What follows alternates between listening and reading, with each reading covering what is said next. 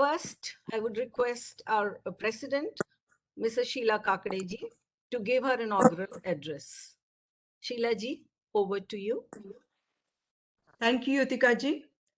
Namaskar and welcome to all my dear sisters and the participants, Padma Shri Renana Jhabwala, Mrs. Hasmina Khan, Mr. Sajjad Said, Mrs. Jannavi Pal, Mr. Nasir Ali Khan, Mr. Ashok Dolabad, and other guests who have joined in today's webinar, taking us on the virtual journey with All India Women's Conference from the 35th year of her existence, along with the versatile president, Padma Shri Masuma Begum, and her team consists of Vice Presidents Mrs. Rajan Nehru from New Delhi, Urmila Mehta from Mumbai, Mrs. Pushpa Mehta from Nagpur, Mrs. Kundrani Gande from Indore, and Honorary General Secretary Dr. Fulrenu Guha from Kolkata, and Honorary Treasurer Pramodaben Gosalia from Mumbai. Under her presidentship, 32nd Annual Conference was held from 31st December to 3rd January 1964 at Lady Irwin College. Princess Ashraf Pahlavi of Iran, Mrs. Margaret Kanyata of Kenya, Mrs. Alice Hemming from the Women's Council of UK, and Mrs. Uma Pandey of Nepal were our distinguished guests. Prime Minister Pandit Jawaharlal Nehru was the chief guest at the inaugural session. The theme of the session was Rising Prices in the Developing Economy and a seminar on bridging the gap that exists between the education of boys and girls in the primary secondary stages. In the year 1964, there were 46 branches of AIWC with an approximate membership of 67,000. Our 20th president from 1965 to 1968 was Mrs. Mehraben Jhabwala. Under her presidentship, the 33rd annual conference was held at Ravindra Kalakshetra, Bangalore on 27 December 1964. Representatives from Britain, Sikkim, and Netherlands attended the conference. The session at the outset made reference at the passing away of Pandit Jawaharlal Nehru, who had been the ardent champion of the cause of women. The 34th conference was scheduled to meet at Jamshedpur in December 65, but was cancelled due to the national emergency created by the Pakistani aggression. The 35th conference was held at Balasore under the presidency of Mrs. Mehraben Jhabwala in December 1966, when fraternal delegates from Nepal and Sikkim attended the conference. The representatives of the National Council for Women also attended the conference. Relief work for Bihar famine and participation of women in elections were topics of discussion. In 1967, 36th conference was held at Mumbai from 26 December to 30th December 1967. It was inaugurated by the Chief Minister of Maharashtra, Shri V.P. Naik, at Rang Bhavan. And social workers camp was organized for 2 days. Mrs. M.S.H. Jhabwala in her team had Vice President Srimati Rajkumari Shri Nagesh from Bangalore, Srimati Avabai Wadia from Mumbai, Srimati Kusum Desai from Nagpur, Baroda, Srimati Nalamuttu Mylapore, Madras, Srimati Usha Kolte from Amravati, Honorary General Secretary Srimati K. Lakshmi Raghuramaiah from New Delhi, and Honorary Treasurer Pramoda Gosalia from Mumbai. Mehraben Jhabwala lived around Khar Danda area in Mumbai, where the fisher folks lived. Her husband had been arrested with all the labor leaders of India and was sent to Meerut jail for being the part of the freedom movement. Around that time, she met Mahatma Gandhi. The meeting left lasting impression on her and inspired much of her social work. After the meeting, she came home and wrote an emotional letter to the Mahatma, vowing to serve the poor in her limited capacity. She also wrote about the ordeal of being the wife of the political prisoner who was raising seven young children on her own. She promised that she will go to the bastis and meet the bhangis and teach them. He then replied, and he told her that she was a partner of a man who was a great worker, and though he was in jail, but expected her to carry on the work of the Daridra Narayan. The Mahatma also sent his blessings and affection. Not only this, but Mahatma Gandhi also sent her seven personally signed postcards to be given to her children when they graduate and start a new life. This interaction with Mahatma Gandhi inspired her to work for the betterment of the poor and marginalized people of India. Her main fields of interest were sanitation, health in Mumbai. Some of the issues that she devoted her life were women's empowerment, healthcare, sanitation, education, and family planning. AIWC was established in 1927 and its first branch in Bombay was started in 1929. In 1937, she started second branch of Mumbai in Khar with 575 members and was very active. On her 60th birthday, Meraben gave 60,000 rupees donation to Mumbai branch, which was invested in taking a flat, and later when she was instrumental in getting a plot of land in Jew scheme area on lease from Lotus Trust for Mumbai branch. That flat was sold and the amount fetched was utilized to build working women's hostel, now called Kesarbai Bhimani Working Women's Hostel, where the current Mumbai branch office exists. For the benefit of our guests today, I take the opportunity to tell few lines about AIWC. All India Women's Conference is a 94 years old national organization established in 1927 by Sarojini Naidu, Margaret Cousins, Dr. Annie Besant, with Maharani Jimnabai Gaikwad, second of Baroda, as the first president and Kamala Devi Chattopadhyay as the first secretary, having its head office now at 6 Bhagwan Das Road, New Delhi. The education and position of women in British India needed a lot to be improved, and the formation of the community of women to work towards improving the status of women was the need of the hour. The chosen representatives of the conferences, organized all over India, attended a formal conference in Pune on 6 January 1927 and later in Delhi, and women and girls from all classes and creed were encouraged to avoid child or early marriage and to get formally educated.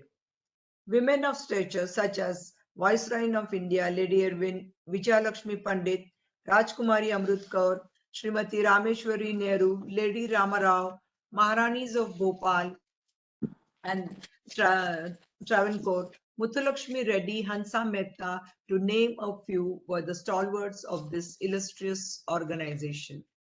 AIWC rose further along and gained consultative status of ECOSOC with United Nations and other international bodies like International Alliance for Women, Pan-Pacific South Asian Women's Association, REN, Infose, etc.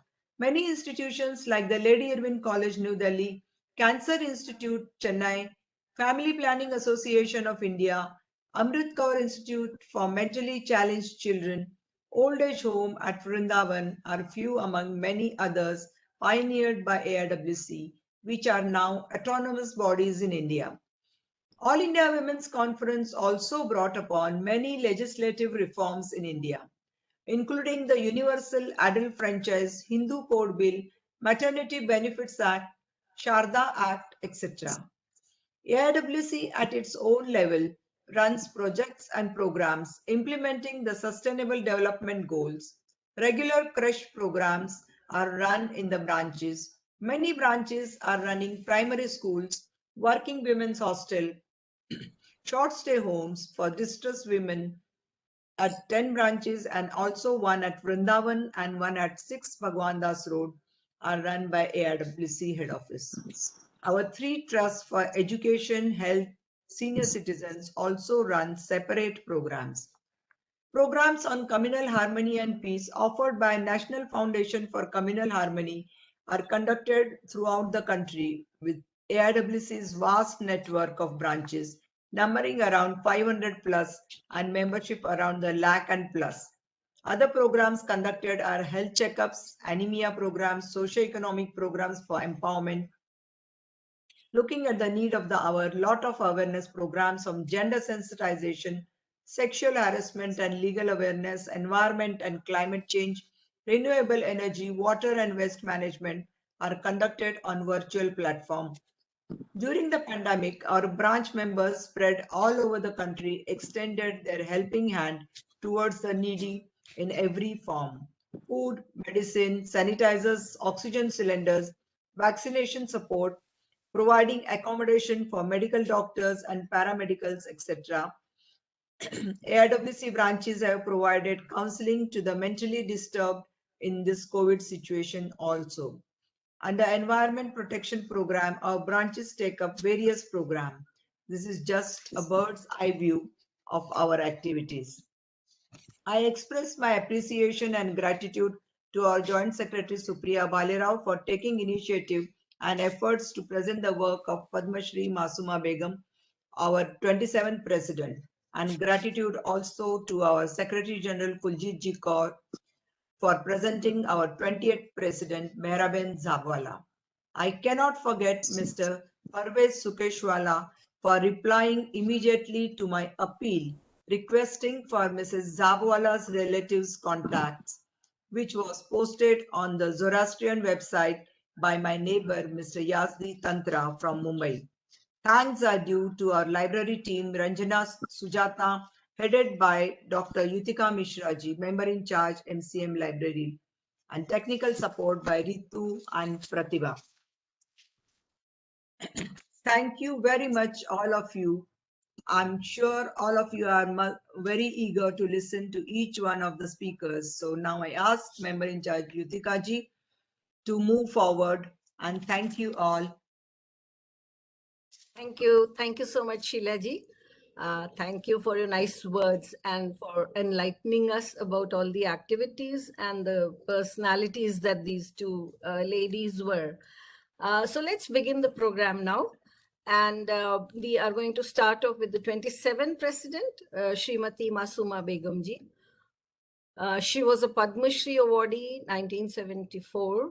And as Sheila ji just said, had a multifarious activities to her credit, an educationist, politician, first woman minister in those days. You know, it was difficult to be a minister, but women were coming in that field. First woman minister of Andhra Pradesh, and of course, the president of AIWC. So let's move on with the program and let's know more about her life and work. None other than Mrs. Supriya. Can I see you? Yeah, Supriya. I would invite Mrs. Supriya Bhalerao, Joint Secretary AIWC. You see the beautiful invite that she creates. You know, the invite that all of you must have got in your email. She's a designer, she's a publisher and an author in her own right, and many, many more things. So, Supriya, we are lucky to have you with us, and you have taken this onus to tell us about the work and life of Mrs. Masuma Begum. Over to you. Thank you, Yutika, for those kind words, generous words for me. You know, I don't know whether I'm that or not, but then I'll definitely try and present today the, presentation on Mrs. Masuma Begum's life. I'm sharing the screen now. Yes.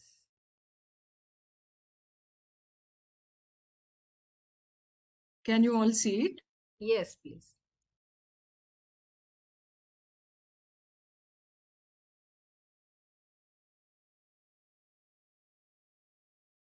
Yes. Yeah, today I'm here to present on the 27th president of AIWC, Padma Shri Masuma Begum ji. She was an educationist and social reformer. My, sincere thanks to Mrs. Hasmina Khan in Mumbai and also the MCM library of AIWC to provide me with a lot of information and pictures. As we all know, Mrs. Masuma Begum was the educationist and social reformer, congresswoman and politician. She worked for women's upliftment and their education. First woman minister of the Council of Ministers in Andhra Pradesh, the first Muslim woman minister in the country. She was with AIWC from 1927 onwards, 27th president of AIWC in 1963 to 64, and she managed the family trust for education of young girls very well. This Put is it on the slide mode. life we're going to talk about. Can you hear me? Can you put it on slide mode? It is in slide mode, Sheila ji. I can see it very clearly. It is. It has got a white border each slide.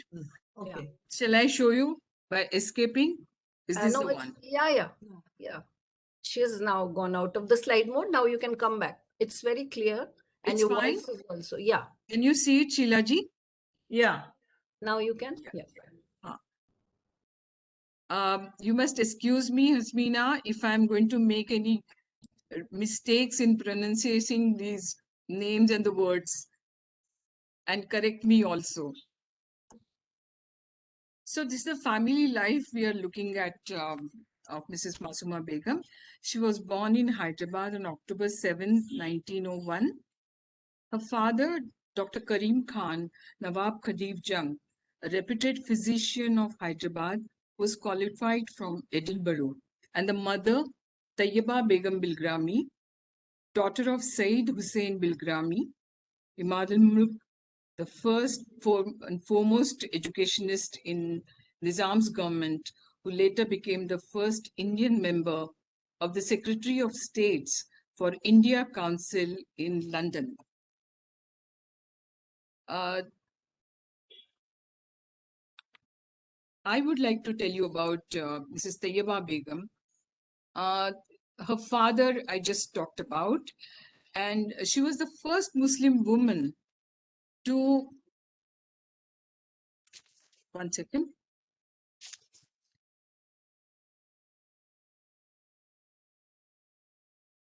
Yeah, she was first Muslim woman to do her BA from Madras University, where she was when she was aged 40 and already a mother of 4. She set up a school for educating girls, Anjuman-e-Khawatin. Her dream was to establish branches of the school in every mohalla or every area of Hyderabad to make education accessible to women. She was an educationist and scholar, tutored at home in subjects like mathematics, astronomy, and languages like Urdu and Persian. She authored 2 Urdu books. Sadly, she died at the age of 48 when Masuma Begum was only 20 years old. The schools established were thereafter managed by Masuma and her son Asaf Ali Khan. The Tayyaba Begum Education Trust still exists and offers scholarships to young girls of the poor families.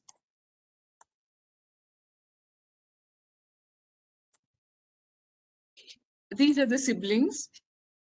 Masuma was the eldest of the 4 siblings.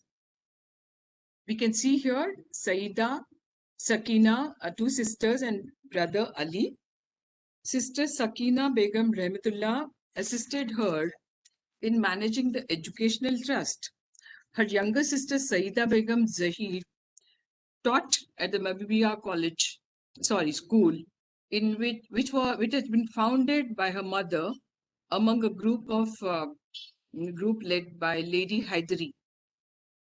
Her brother Ali, Nawab Aliawar Jung, was the Vice Chancellor of the Usmania University, a minister in Nizam's government, and diplomat, having been Indian ambassador to Argentina, Yugoslavia, Egypt, France, and the USA, and subsequently the governor of Maharashtra.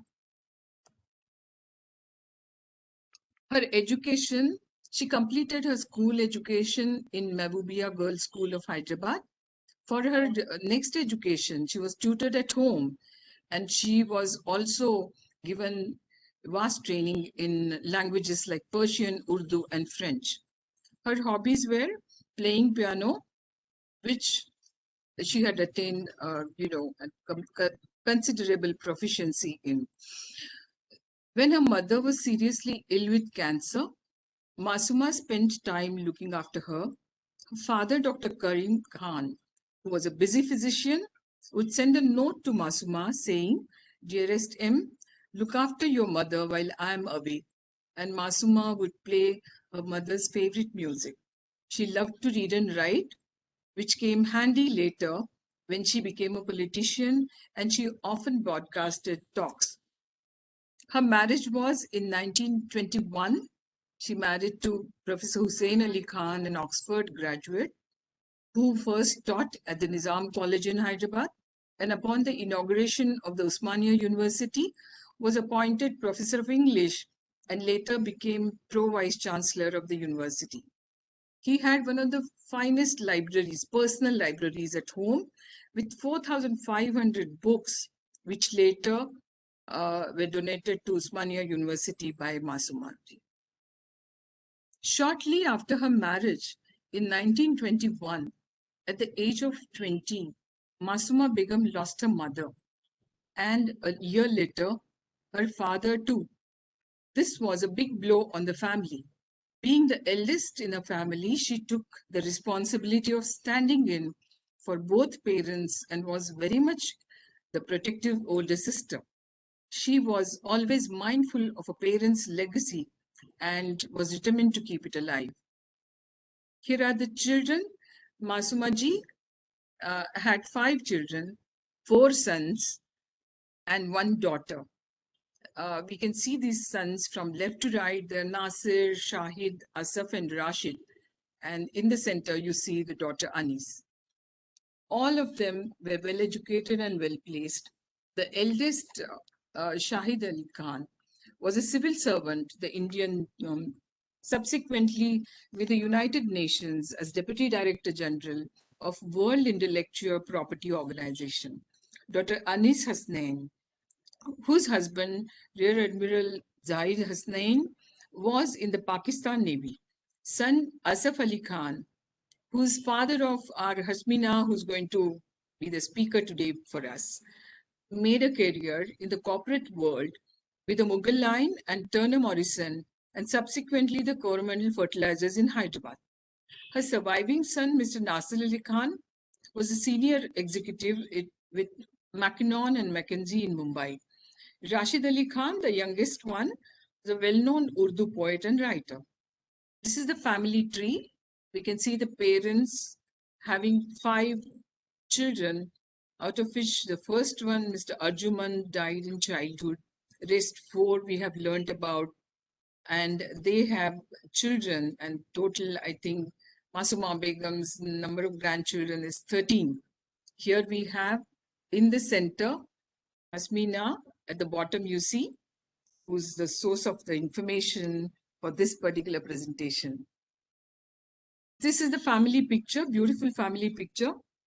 Sitting ones are Fatima Asaf Ali Khan, Anis Hasnain with the child Zainab, Professor Hussain Ali Khan and Mrs. Masuma Begum, Razia Shahid Ali Khan with infant Arif. And standing ones are Asaf Ali Khan, Nasir Ali Khan, Rashid Ali Khan, and Shahid Ali Khan. She was known as Bibi at home by children and by her grandchildren, and was a remarkable lady, a dutiful daughter they called her as, a loving sister, a devoted wife, a wonderful mother, and a terrific grandmother. Sarojini Naidu comes in Masuma's life. Mrs. Sarojini Naidu was an old friend, family friend. Their friendship went back to the time when Sarojini Naidu's father, Dr. Aghornath Chattopadhyay, first came to Hyderabad to join as principal of the Nizam College. He and his family stayed as guests at the home of Mrs. Masuma Begum's grandfather before they found a home of their own. Sarojini Naidu often mentioned in her notes that Masuma Begum's mother was one of her early playmates. Sarojini Naidu was the one who guided Masuma to join Congress party after Hyderabad state was absorbed in the new Andhra Pradesh. Now let us see her political life. She was, during 1952 Legislative Assembly elections, she contested for the elections from Hyderabad and she won from the Shalibanda, that is Old City constituency, and made a powerful appearance in the assembly. She was the first woman minister in Andhra Pradesh, and she was the Minister for Social Welfare and Muslim Endowments in the cabinet led by the then Chief Minister, Mr. Sanjeevaiah. At the same time, she was the first Muslim minister in India. She became a member of Congress party on advice of Mrs. Sarojini Naidu. After her mother's passing away, along with the responsibility of raising her two sisters and a brother, who were very small children yet, she had to look after the schools her mother had started. Her hands were more than full, but she managed all that extremely well. Meritorious service to the society in more than one capacity. Ever since 1921, that is from the age of 40 for almost 30 years ahead, created a record of her remarkable capability. She then was given an offer to stand for the general elections. She got elected to the Legislative Assembly in 1952, became the deputy leader of Congress Legislative Party, and soon a minister in the Andhra Pradesh cabinet. With the experience in the administrative of democratic institutions, she proved to be a capable minister for social welfare and Muslim endowments. Managing social welfare was easy for her, but managing Muslim endowments was a mammoth and tricky task to do. But she managed it so well that she won public acclaim for her just and firm handling of its tricky problems. Being a woman, as well as being the Masuma Begum, she put in her heart and soul in her work and succeeded in all that came across. Apart from the work in the government of Andhra Pradesh, she was getting more involved in All India Women's Conference. Working with women's education was a priority for her, and she could do it through AIWC, as it was an all India body. So social reforms in the other states were possible through that network. She had been active at the branch level and already a president of Hyderabad branch. Now she started getting involved at the AIWC headquarters in Delhi. In Hyderabad, the Anjumane Khawateen schools were running well, and all other organizations were coming up and working with stability. Now the focus for her was on AIWC New Delhi. Let us see her life in AIWC. I'm giving you a glance at the journey of hers in AIWC. She belonged to the organization. She actually belonged to the organization All India Women's Conference since 1927. First as a member of its Hyderabad branch, then its secretary and standing committee member and vice president of Hyderabad branch, and later as its president. In Delhi, she held posts like member in charge, vice president. She was twice the vice president. Eventually, the president of its All India office. Thereafter, she worked as a patron in AIWC office. She was elected member in charge of international relations and played a very significant role in strengthening AIWC's ties with foreign organizations. In 1955, she led the AIWC delegation to Golden Jubilee Congress of the International Alliance of Women at Colombo. In 1956, she was deputy leader of the delegation that went to Russia. In 1959, she was elected member of the Interim Committee of the United Nations at its second conference of non-governmental organizations held in Geneva, which speaks volume of volumes for the good work she had done in the international field. In the same year, she led the delegation of the AIWC to Yugoslavia. She also led the delegation to Indonesia. Here are some pictures for us. She's meeting, in the right side picture, she's meeting the President Sukarno of Indonesia. Left side picture is with Indira Gandhi and Masuma Begumji's grandchildren, Dinyar and Rishan. She took charge in 1962 December. She got elected as the president of AIWC, and she took charge as the president. You can see these pictures, initial pictures of receiving the honors while taking the charge of as the president. Mrs. Jhabwala and Mrs. Lam also are seen in the picture. And the second picture is Mrs. Masuma Begum delivering her speech. These are also more pictures where she was chairing the session and having more honors.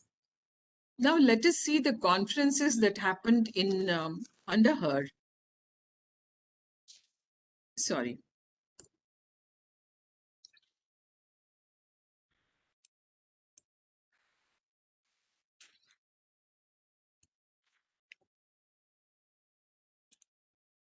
Sorry.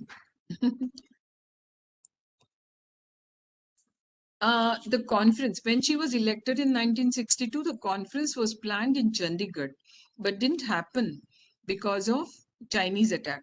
Mrs. Masuma Begum was supposed to take charge in that conference from Mrs. Mithan Lam. Instead, she took over later in a meeting in Bombay where the standing committee met. Thereafter, in January 1963, the annual conference was held in Delhi, where the Prime Minister, Mr. Nehru, graced the occasion. Mrs. Masuma Begum, being the minister at the state of AP, the invitation from her carried obviously more weight, and we do respect Mr. Nehru obliged to be the chief guest. In the half-yearly conference later, same year, was held in Shimla, and in 1964, the annual conference was held in Darjeeling. Here are the pictures of a standing committee. I think there are quite a few familiar faces now. Slowly, as we are advancing with time, please note the presence of Patron Lakshmi N. Menon, Mrs. Lakshmi Raghuramaya, and Mrs. Tarabai.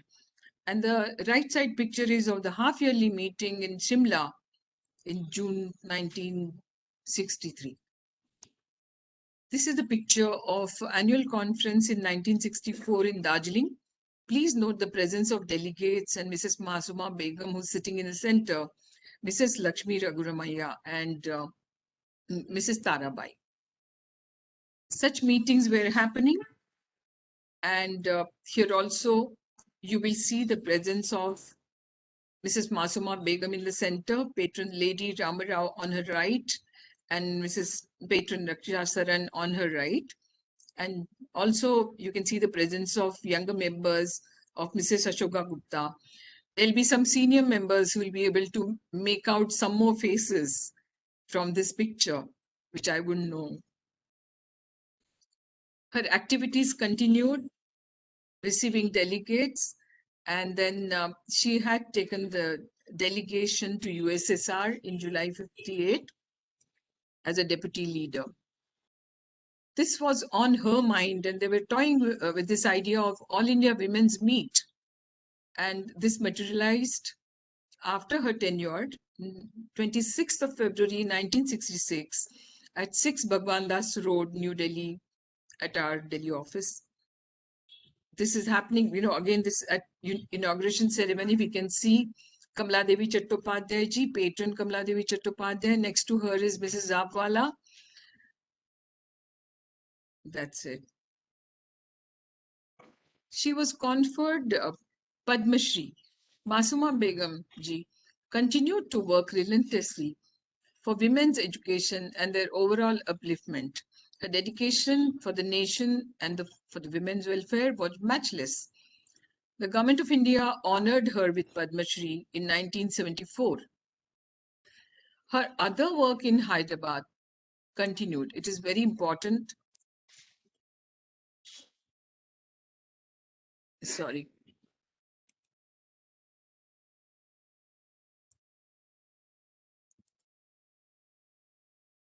It continued after sort of retirement from the political and AIWC work. Can you hear me? Is there any? We can hear you. She was appointed. Karunaji, please mute yourself. I have done. You She go was ahead. appointed chairman of the Central Welfare Board. She was the president and later patron of Hyderabad branch of AIWC. So was connected with it all throughout. President of Anjuman-e-Khawateen, president of well-known ladies club in Hyderabad, Lady Hydri Club. She was a member of managing committee of the Red Cross. The presentation is coming to an end now, and please have a look at this picture gallery and some light moments of her life. She was good at cooking and sitting here with two sons of hers. Here, the central picture, you will find Mrs. Padma Sheth and Mrs. Lalita Balakrishnan, AIWC members, visit to her Masuma ji's home in Hyderabad. And this was actually guided by me. Mrs. Sheila Kakade identified these two people when I showed her the picture. And look at her pictures with able face and some relaxing moment, her style of dressing up. Very, very elegant. This was the end which came true for the fierce crusader on March 2, 1990 in Hyderabad at the age of 89. I have an interesting picture here I would like to talk about. When I was doing research, I came across these pictures of 21 path-breaking women Muslim women of India, where you can see 3 women are found from Mrs. Masuma Begum's family in this list. Such is the illustrious family today we are celebrating. You can see the names, all the names are given in row 1, row 2, row 3. The first one is Tayyaba Khadiv Jung, who is actually Mrs. Masuma Begum's mother. 5th in the row 1 is Mrs. Masuma Husailani Khan, Masuma Begum. And in the row 2, the third picture is Zahra Aliyavar Jung, who is Hasmina Khan's mother-in-law. Am I right, Hasmina ji?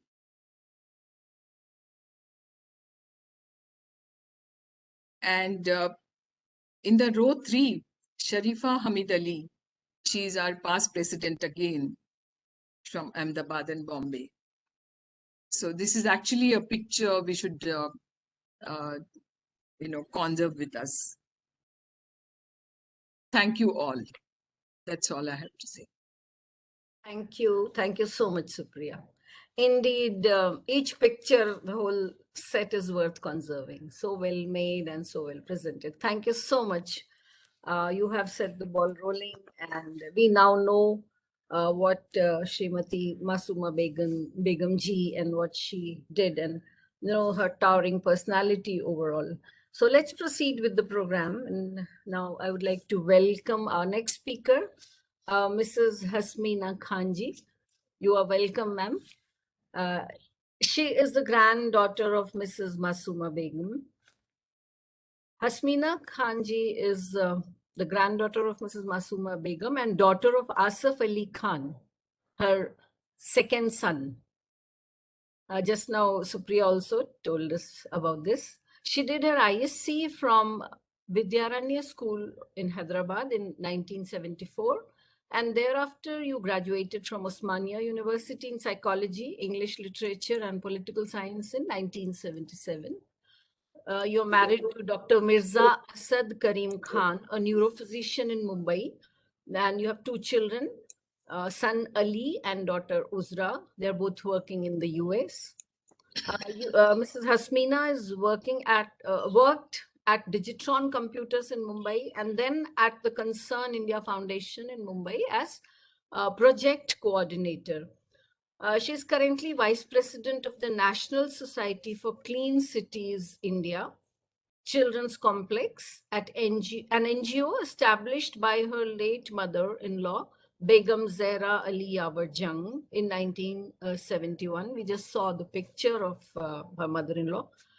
It was founded with the idea of inculcating a value-based education in a safe and nurturing environment to pre-primary children of the Kherwadi slums with a view to making them caring citizens. An 11-point program of good citizenship had been drawn up by the founder, that's your mother-in-law, towards this. She was especially keen to encourage the education of the girl child. The center also offers vocational training courses like tailoring, mehndi, a beautician's course, and spoken English to women to make them self-reliant. Until the pandemic and consequent lockdown, the children's complex had over 350 children between the ages of 3 and 5. Apart from balwadis in Hindi, Marathi, and English, the children were given a midday meal and milk. Art, music, and dance are on offer for older children, and also computer classes for children and adults. This children's complex is a veritable oasis in the Kherwadi slums area. This way, Hasmeena ji is contributing to this amazing initiative that was started by her mother-in-law, Begum Zehra Ali Yavar Jung. That's such a nice work that you are doing, and in keeping with the, what AIWC does. So you are welcome, ma'am. And over to you. You are going to talk about your reminiscences of your grandmother, Srimati Masuma Begum ji. You have to unmute yourself. You have to unmute.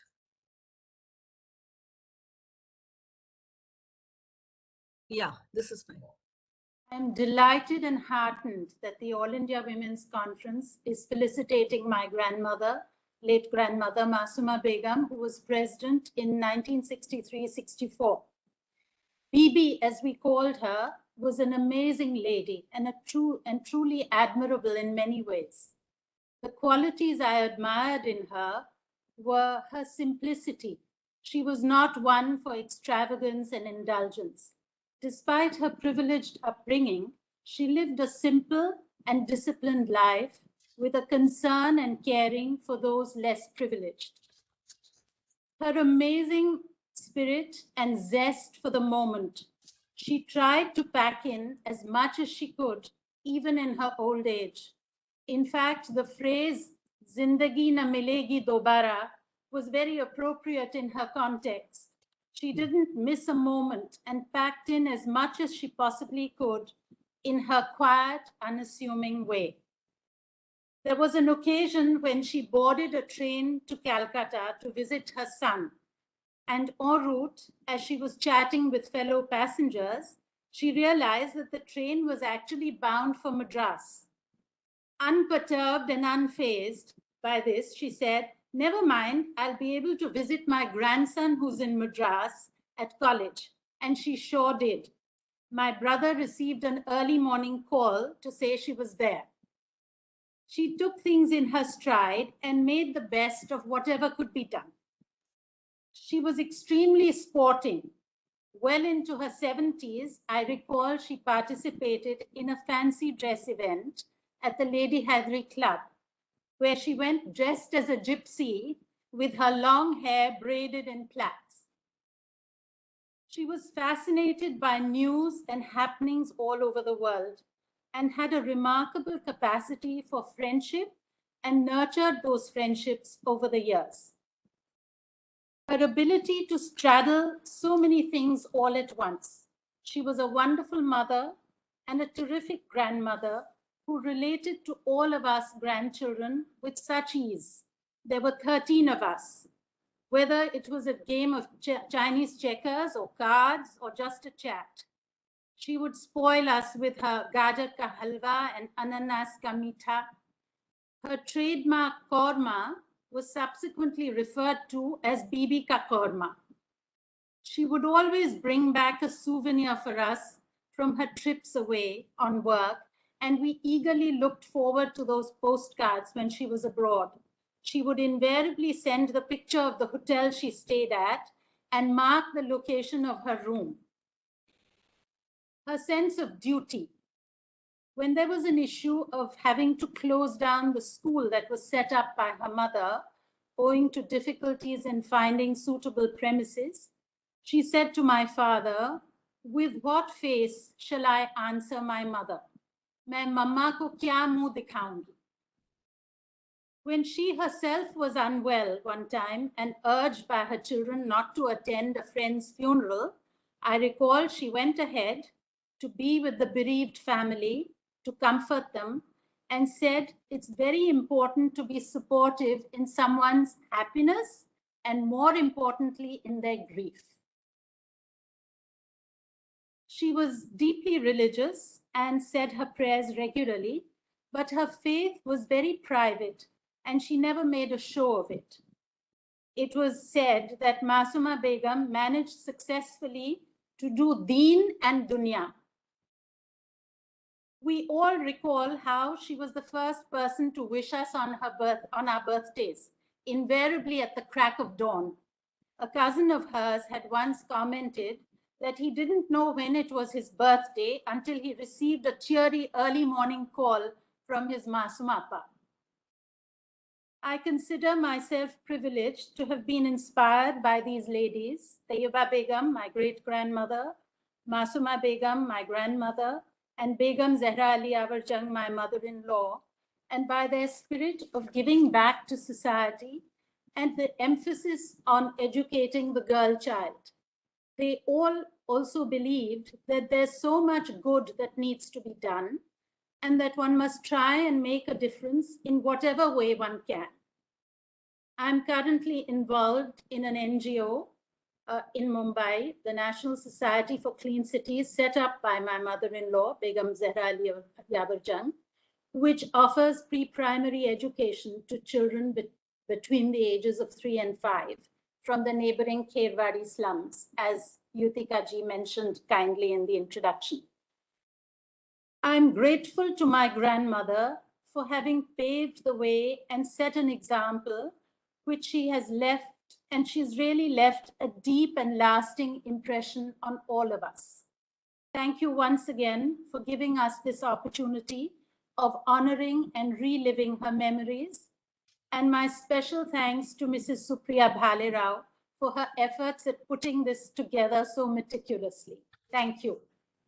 Thank you. Thank you so much, Hasmeena ji. It was so delightful to hear the insights that you gave about her as a human being, your grandma, as a cook. The best thing I think I liked was the way she combined deen and dunya. That's such a tough job, Yeah. And she did that so successfully. Thank you so much for being with us today. It was so amazing. You're welcome. Pleasure. So we go over to the next talk of today.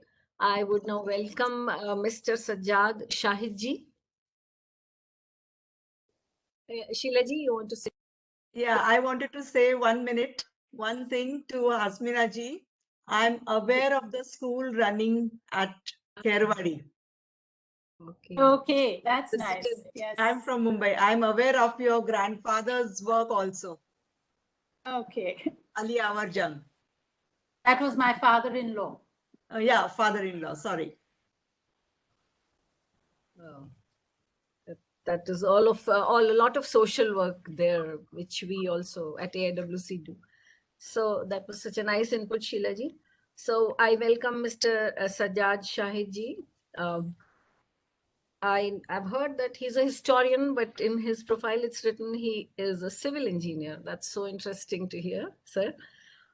He is a practicing civil engineer with a keen interest in history, culture, art, and architecture, a dedicated heritage activist. He has contributed towards increasing awareness for the protection and preservation of built heritage. He has played an instrumental role in a number of conservation projects and has served on various committees as expert on culture, heritage, and urban history. You are, sir, a prolific writer also, and your columns and articles are published regularly in leading newspapers and journals. You lecture extensively on heritage and culture to varied audience, and you are presently visiting faculty at the Study India program of the University of Hyderabad, where you teach a course on art, architecture, and culture of Hyderabad and the Deccan. Mr. Shahid is also advisor to the Aga Khan Foundation for the Qutub Shahi Tombs restoration project at Hyderabad. He has been a member of the Academic Senate of the Osmania University and has served on the last Heritage Committee of Hyderabad. He is the honorary secretary of the Center for Deccan Studies, co-convener of the Indian National Trust for Art and Cultural Heritage, known as INTAC, Hyderabad chapter, and trustee of the Nizam's Jubilee Pavilion Trust, Nizam's Museum. We are so privileged to have you today, sir, as a historian who's going to tell us more about the political career and social work of Masuma Begum ji in Andhra Pradesh. Over to you, Mr. Sajjad Shahid ji. Thank you, and thanks to AIWC President and members, especially Supriya ji, for giving me this opportunity to share what little I know of this great lady, Masuma Begum, who has been an icon of Hyderabad. Thank you for agreeing to come. Thank you. My pleasure. Masuma Begum's son, I knew quite a few members of the family, but I knew Rashid Ali Khan very well. Can we have it a little louder? I knew Rashid Ali Khan very well. He was a friend of my father's and also a very famous, prominent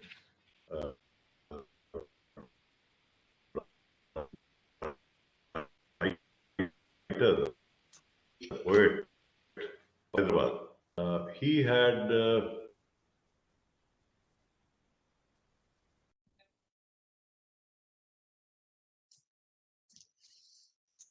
I think there is a network issue. Problem. Yeah, network issue. So I think we'll wait for him.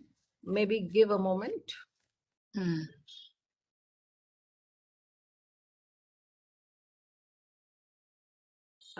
Sir, you are not audible.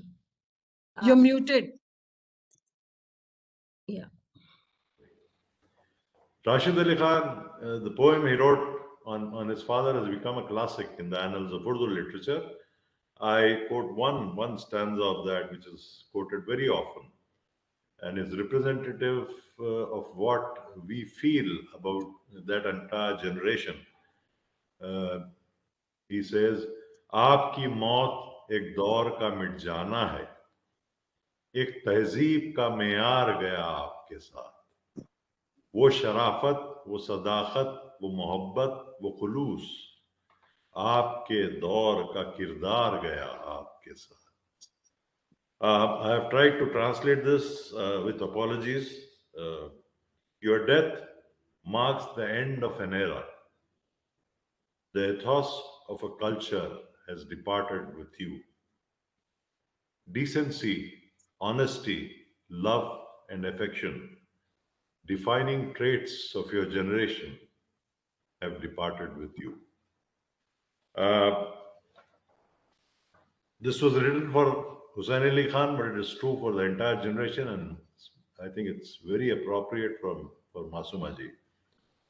Her primary interest was social work, like that of her mother, Tayyaba Begum, who worked tirelessly for the uplift, especially of women of the old city of Hyderabad. She had dedicated her life towards their social and educational upliftment. She founded the Anjuman-e-Khawateen, an association of ladies of Hyderabad in 1913, with the objective of liberating women from the shackles of illiteracy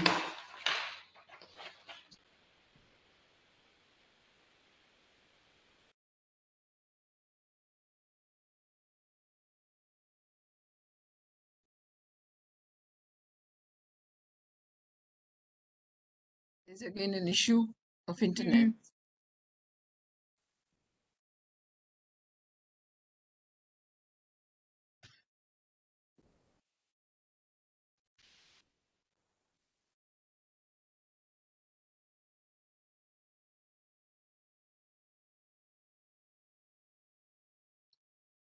Do you want to ring him up? No, I think Yeah. he's there. Sir, you are muted again. No, You, actually, your internet is not working well. So whenever you disappear, when you come back, it's. I'll keep track of that. Thank you. One example of a success is the girls' school, one of the schools that her mother had set up, the school, which initially was located in Mozamjai Market, and that's why it's still named Mozamjai Market High School, although it's now in the Himatpura area. And this school was nurtured, and it reached a peak, and it's still very one of the best girls in the whole city. Sir, can I suggest one thing? You can switch off your video if it's okay. No, yeah, and then speak. That should help.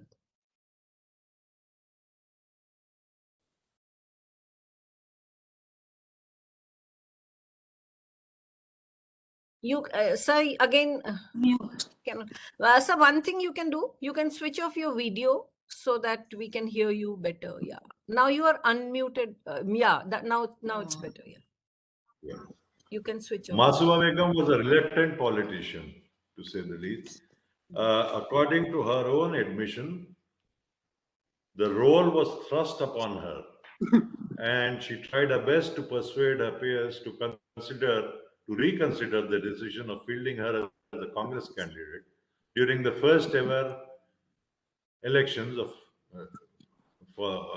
independent India.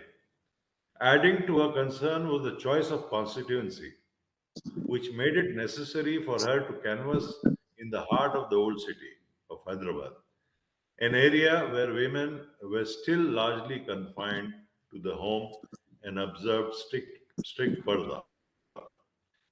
Adding to her problems was a patriarchal mindset, even among the workers of her own party. One rather pompous ward president of Lal Darwaza, she herself states, had the audacity to ask her who she was when she first visited the constituency and what she did. Instead of reacting to this rather obnoxious statement, Masuma Begum politely but firmly explained to that fellow that she was a social worker who had dedicated 25 years of her life to the cause that she so strongly believed in. So this encounter at the Lal Darwaza area made Masuma Begum see red. And it also transformed her into from a reluctant politician to a very determined candidate. When Masuma Begum began her political career, the society of Hyderabad was still very conservative. She herself had rarely ventured out of Parda, except when in the company of close family and friends. After her marriage, she describes herself as being in semi-Parda. It was thus understandable that she was not very comfortable with the thought of leading her supporters on a Padyatra in the bylanes of the old city. Going around door to door campaigning, which was deemed essential by her party leadership. She nevertheless took it in her stride and, overcoming all inhibitions, worked tirelessly to spread the party's message and convince the public to vote for her and the party. She became so polished in the art of public interaction that she could manage to gulp down the obligatory cup of tea or milk in every household. And as you know, Hyderabad is famous for its hospitality. You can well imagine the number of cups of tea that she must have been offered on each of her visits to the houses in the old city. She could not refuse the famed hospitality of Hyderabad, because then she would risk being labeled finicky, or still worse, a snob from the new city area. You know, Hyderabad has this very clear distinction of the old city and new city culture.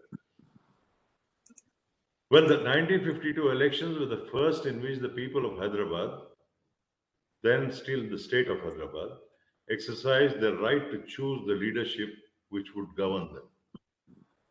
The state was still reeling from the aftermath of the police action and the Telangana armed struggle. And although the Communist Party was still banned, the left had decided to contest the elections under the banner of the People's Democratic Front, PDF, which eventually became the main opposition of the first elected legislature. Now,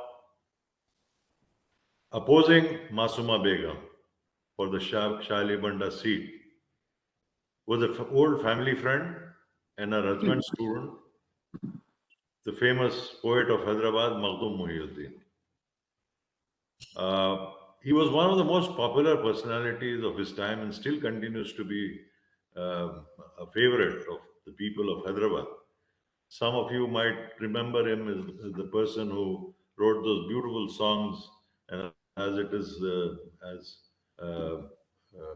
I couldn't help remembering them as a tribute to Lataji. She has sung two of his poems. One is Ek Chambeli Ke Mandwe Tale with Rafi, and the other is that very beautiful composition rendered by Lataji and Talat Aziz. फिर छिड़ी रात बात फूलों की बात है या रात है या बारात फूलों की. That Begum, and she was supposed, you know, that Begum was her opponent in that.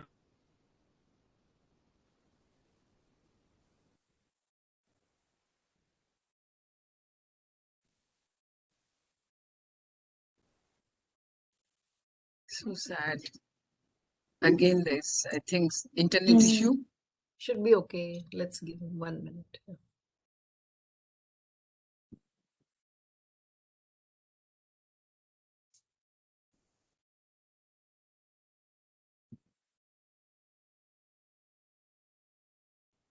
think he's gone mute. No, no. Now, yeah, Now now it's muted. Now sir, it may come through. Sir, you are, yeah. Aha. Sir, you are muted again. Yeah. Now we can hear you again. Yeah. So it was against Begum that Masuma Begum was contesting. An icon during his lifetime, one of three people of Hyderabad who have statues, their statues on Tangman. And you know, to add to that, even her own son, Rashid Ali Khan, was campaigning for Begum against his own mother. So, despite all that, she managed to defeat Begum in that election. It was one of the, I think, biggest upsets that Hyderabad has ever seen. But then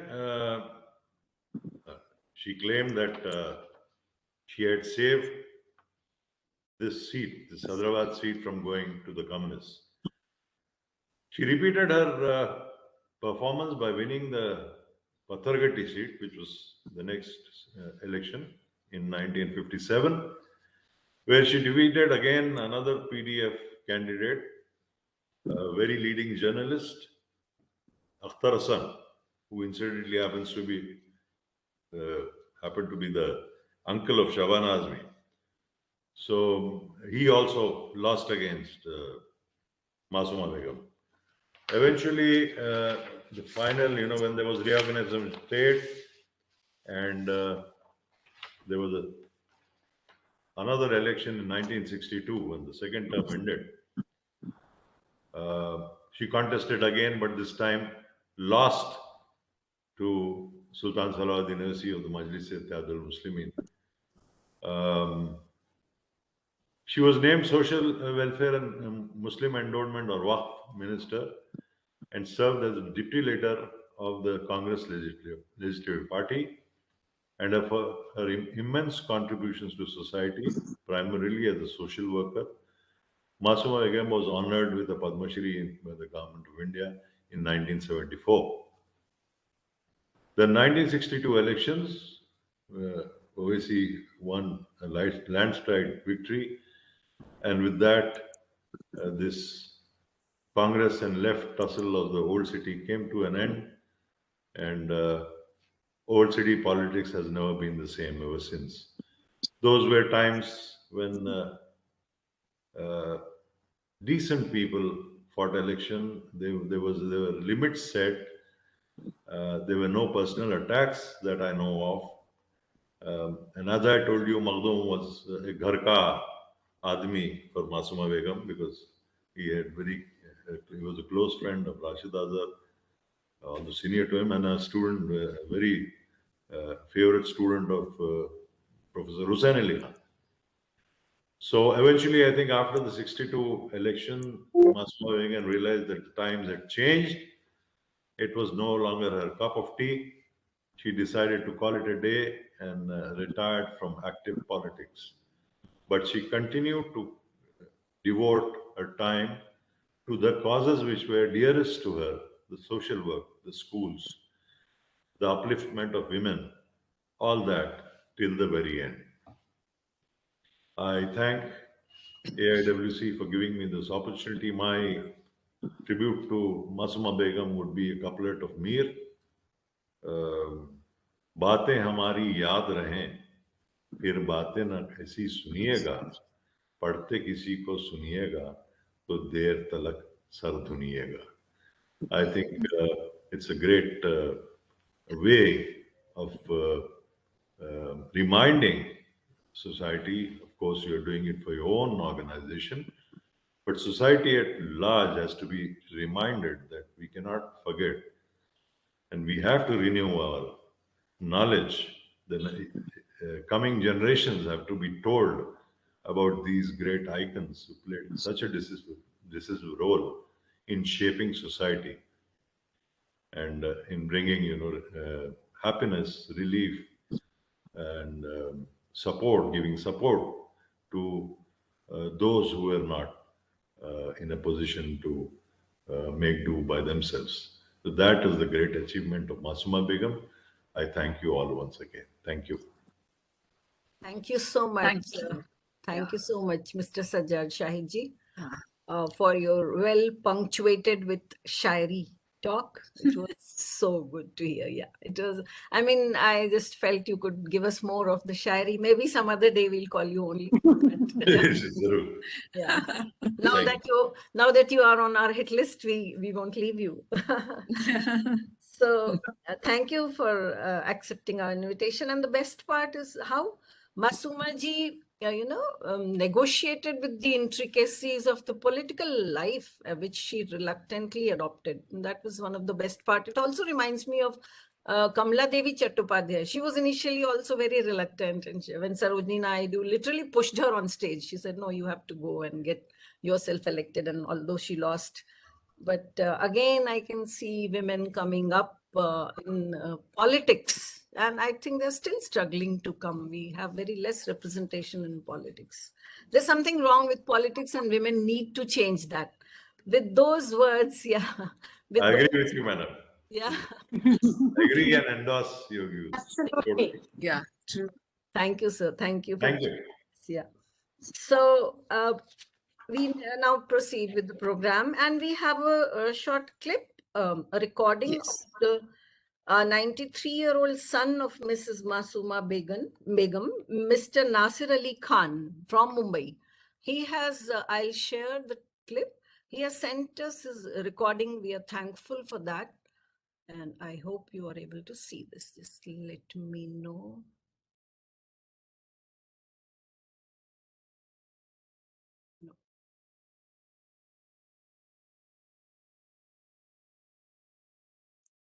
You'll just bear with me for a while.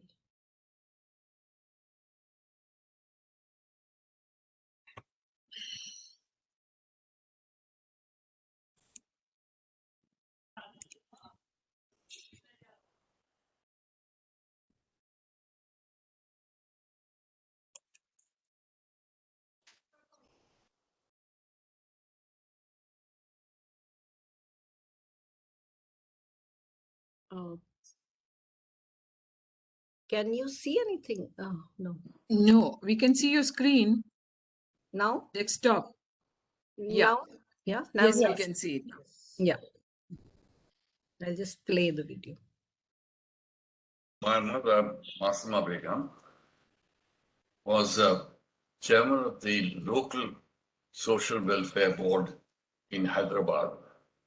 And she used to do a lot of social work, particularly for the orphan girls. And when Mrs. Gandhi, as Prime Minister, phoned her and asked her if she would like to come to Delhi, my mother said, depends on what you want me to come there for. And Mrs. Gandhi said, I want you to take over as chairman of the Central Social Welfare Board. And my mother said, I'd like to consult my sons because it means my uprooting myself from Hyderabad. And she did consult her sons. And she phoned Mrs. Gandhi back and said, all right, I will come. And alongside the work in Delhi, my mother did a lot of work in Hyderabad for the girls, orphan girls. And she used to visit the orphanage, which was the headmistress of the orphanage was also a student of that orphanage. She's already doing a lot of social work, and as chairman of the Hyderabad Social Welfare Board, apart from being a member of the All India Women's Conference, it's becoming too much for her. Why don't you just shed some of the work, particularly the orphanage that she was running? So her answer was, I have to continue with this because otherwise, how will I answer my mother? She achieved a lot in her life, and yet she was a very modest person.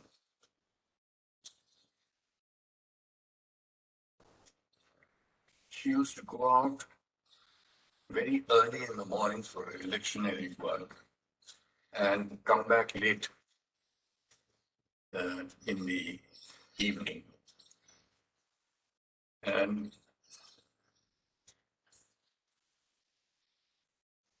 we used to wait anxiously for her to come back and tell us who all she met and what she spoke to them about.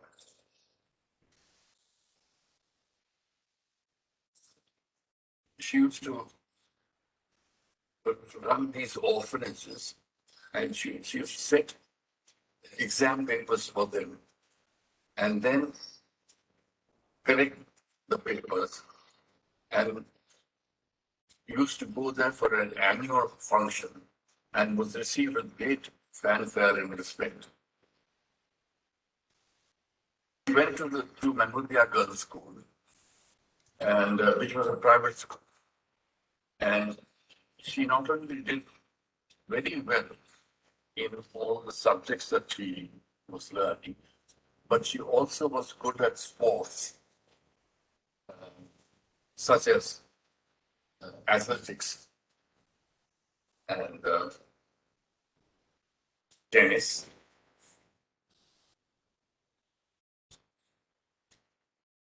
We got to know about this later, but she never used to be proud of her achievements. She was a very modest, humble person. And she did everything herself and didn't rely on anybody to help her. I used to keep in touch with her on the phone from Bombay, where I was working. And I got to know that she won the elections, and everybody rejoiced in the family because she did it all on her own. My mother, Masuma Begum, won the election from a city constituency, which was a Bhangi colony. And she used to go there every day to ask for votes. And finally, she got elected from that constituency. And against Mr. Makhdoom Mohyuddin, who was a very well-known person in that area. And he was, as it happens, a student of my father's at the university. And he came to see my father to tell him that how proud he was that Bibi won the election against him. Mhm. So that's it. Yeah, that's it. Yeah, that was Mr. Nasir Ali Khan from Mumbai. He's 93-year-old, and we are grateful that he sent this video. We are thankful to Supriya. You could procure it for us. So with this, we move to the second part of today's program. We are going to now talk about the 28th president, Srimati Mehraben Jhabwala, another dynamic personality, and with a lot of firsts to her credit and a lot of work to her credit. And presenting her is none other than Mrs. Kuljit Kaur, our Secretary General, AIWC. Kuljit ji, welcome to this program. Thank you so much for taking this onus of presenting about Mrs. Jhabwala, despite your busy schedule. I know what it means to be the Secretary General of AIWC, all the work that goes on the side. Welcome for this. You are going to tell us about our past president, Mrs. Mehraben Jhabwala. For the audience, those who don't know, most of us know Mrs. Kuljit Kaur, but she's very active in the field of women's safety. And she's on several committees on sexual harassment as a member, and has received wide recognition for that and has several accolades. I think her CV is too long for me to read out here. But I welcome you, Kuljit ji, and I invite you to give your presentation on our past president, Mrs. Jhabwala. Over to you. Thank you so much, Yutika. Thanks a lot for giving me this opportunity. Because Madam Jhabwala was always my favorite and close to my heart. I'll come to that, what's the reason behind that. And I had requested Sheila ji that whenever we are having a program on Jhabwala ji, I would like to say a few words about her. So I am thankful to Sheila ji, my president, for giving me this opportunity to speak on Jhabwala. My sincere thanks to Supriya for taking interest in the presentation and sending me the photographs. And my thanks to Ranjana and Sujata from library. And my special thanks to Ritu and Pratibha. Pratibha, who is sitting by my side to help me if there is any problem in giving my presentation, PPT. So thank you, Pratibha, also. So immediately I start with that because we hardly have any time now left.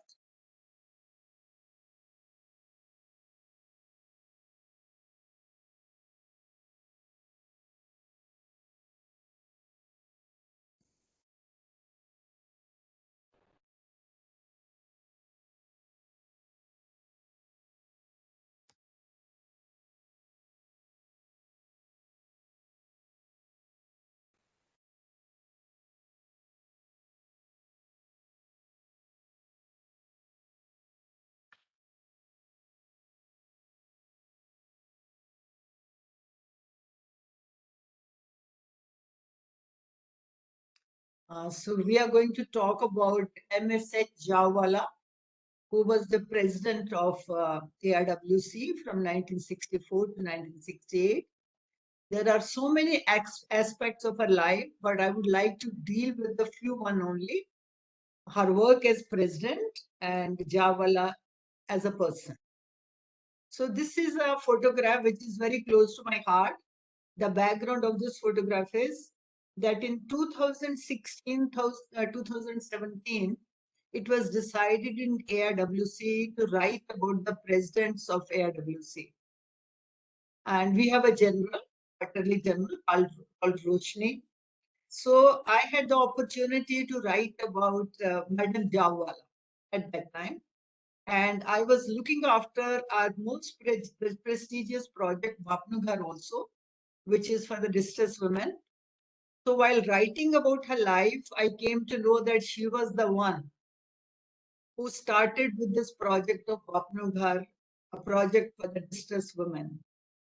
So this was my desire that her photograph should be placed in Bapnughar. She must be honored, the person, the architect who had started this project. So in 2021, I became the Secretary General. Was my first request to the President that I want to put a photograph of Jhabwala at Bapnughar.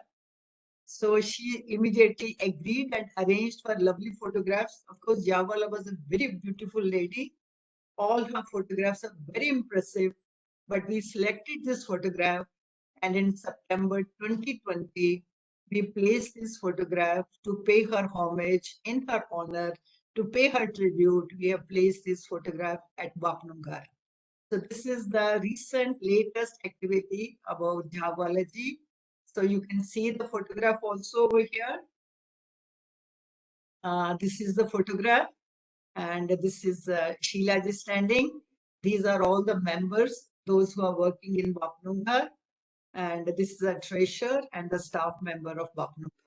So this I wanted to share with all of you because this is a very dear incident to me that ultimately I could place a photograph at Bapnughar.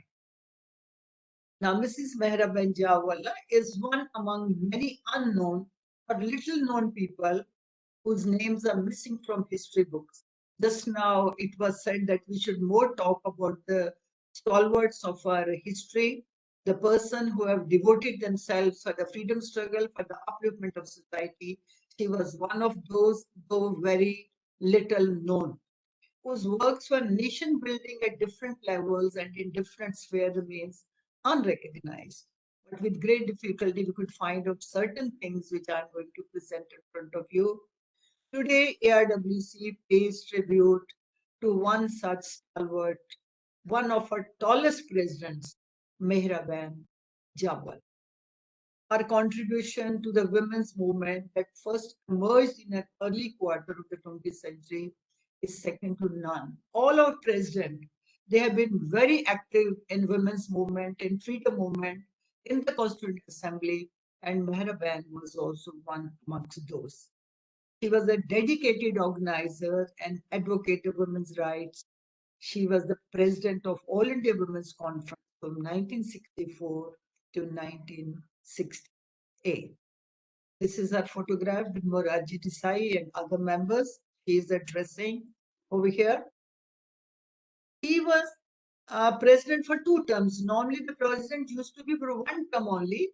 So it was very rare that she became president for 2 terms. It was because, you can read that, it was because of her contribution, her dedication, that AIWC decided to elect her as president for a 2nd term. That itself was a great honor and respect for her. She was an active member of AIWC from 1935. AIWC came into existence in 1927, and from 1935 onwards, till she left this world in October 1970, she was an active member of All India Women's. All these years, she was holding this different position and participated as member of AIWC, as member of Standing Committee, as honorary treasurer, as vice president, and ultimately as president of AIWC, and then later on the patron of AIWC. So this is one of the session at Balasar, Odisha, where you can see all the standing committee members So this Jhabwala, madam is sitting over there. You can see my cursor over here. And all these members and some well-known members, Kamala Devi Chattopadhyay is also sitting over here. Lakshmi Menon is sitting over here. You can see these members in the meeting of the standing committee. Architect of flagship AIWC projects. What were the projects which she started, which she introduced? I always think that about the vision of these people. How could they think about these things? No, so far away they could plan. We also talk about women empowerment. We also talk about women's safety. But the ideas which were nurtured by these members, those are unparalleled in the history of man. The hostel for working women at AIWC head office. Mrs. Jhabwala recognized that through education, women had reached a certain level of capability, but they are hampered by the fact that they have no suitable accommodation when they go out of their homes for employment. The problem is still there. Women, they are ready to come out of their work, they want to become economically empowered, but wherever they get the posting, so many times it becomes difficult to get a safe place to stay. So she could think like that. I mean, sometimes during those times, therefore, she set up a hostel for working women at 6 Bhagwan Das Road, New Delhi, which we are still running, and one of the most prestigious projects of AIWC. A second, as I've already told you, when she got this donation, a Lotus Trust of Bombay offered 1 lakh rupees to build a home for 25 married women in distress, which would provide free shelter and food to girls who have been thrown out of their homes by the husband on account of family quarrel. Now, when we talk about this thing, we don't understand the beauty and the importance of this matter. But imagine that about 90 years back, 80 years back, when she thought about that thing, that women should have a safe space, women have to live with dignity. When they are in distress, when they are not being treated properly, there should be a place, a second home for the women to stay. So she believed this initiative of AIWC will bring light and happiness into their lives. The setting up of distressed women home named Bapnugar. So this is how Bapnugar was established with the donation of 1 lakh from Lotus Trust Bombay, and she started with this. The setting up of distressed women home named Bapnugar, one of the most prestigious projects of AIWC, was a big feather in her cap. So this is the contribution of that president towards AIWC. And today also, after so many years, we are proud of these projects that AIWC is running projects. Both these projects become possible due to the personal efforts of Mrs. Jhabwala. So what was the quality? Her spontaneous spirit to help and a zeal and zest to raise donation. She had that knack, she had the capability, she had the art to motivate people to give donations. Now, this is the foundation stone being laid. You can see Miss, you can see Madam Jhabwala standing over here. This is patron Kamalapati Chattopadhyay. And this personality is the donor. He is Bhai Bhimani. He was the vice chairman of Lotus Trust. So they are inaugurating Bapnugar. All other members are also standing over there. So this was a very, I mean, you can see the memorable day for AIW when the stone was laid. So I was talking about her knack to collect donation. I'll give you a beautiful example about that. She had a great flair for collecting donation and could inspire and motivate people on the spot. An important incident and example for art of collecting donation relates to one of her sons, Feroz. Feroz was studying in St. Xavier, Bombay, a very prestigious school at that time. And you know this Jhabwala's background, that her husband, he was a political prisoner. He was working for the freedom of the nation. He was working against the existing government of that time. So most of the time he was behind the bars. He was in the prison. So what happened when the school came to know that this boy's Firoz's father was a political prisoner and a political activist? So they called Miraban to school and very politely they asked her to withdraw her son from the school because the schools were getting grant from the government. If the government comes to know that he belonged to that family and his father is a freedom fighter or the father is an activist, maybe the government will withdraw the grant they were giving and the government will raise objections. So therefore they called Madam Jhabwala and they requested her very politely that she should withdraw her son from the school. Now see what she did in return for that. That's what I'm saying. These people, incomparable. You cannot imagine their characters, their traits, their initiatives, their qualities. So just see what she did at that time. She managed to raise 10 times the amount of the grant the school was receiving from the government. So as I told you, she had that natural art of motivating people or collecting donations. When this proposal came from the school that you withdraw your son, otherwise our grant is going to be stopped. So she collected the donation. She gave the school the grant which they were getting from the government 10 times of that. So that's how she could save her son. He could get good education and circumvented the British government's effort to deny her son a decent education. So these are the beautiful things we always remember about these people. And then she fought against the conservative mindset and mentality prevalent in society at that time because she was staying at Khar at that time. Khar was a very small colony at that time, a distant locality in Bombay. She was working over there so that she was staying over there so that they don't have to shell out a huge amount of rent. But the people, those who were staying over there, they were very backward community like Dalits, Kolis, and but she helped those women. She lived amongst them. She participated in the functions. She participated in their lives, and she became a community leader because of that. She became a community leader. She became a social activist, and ultimately she became a political representative and a champion of women's rights because at the grassroots level, at the ground level, she could see the reality of the lives of these people, which touched her heart. She actively started participating to raise the standard, to help them, to help their children. And that's how she became a social activist and a community leader that motivated her, that led her, that helped her to become a community leader. Now, about her meeting with Mahatma Gandhi, our president, she has also shared with all of you that when she met Mahatma Gandhi when her husband was arrested for being part of freedom movement. And she had given this news in a newsletter also, in AIWC's newsletter also, that we came to know about that. He says, my husband had been arrested with all the labor leaders of India and was sent to Meerut.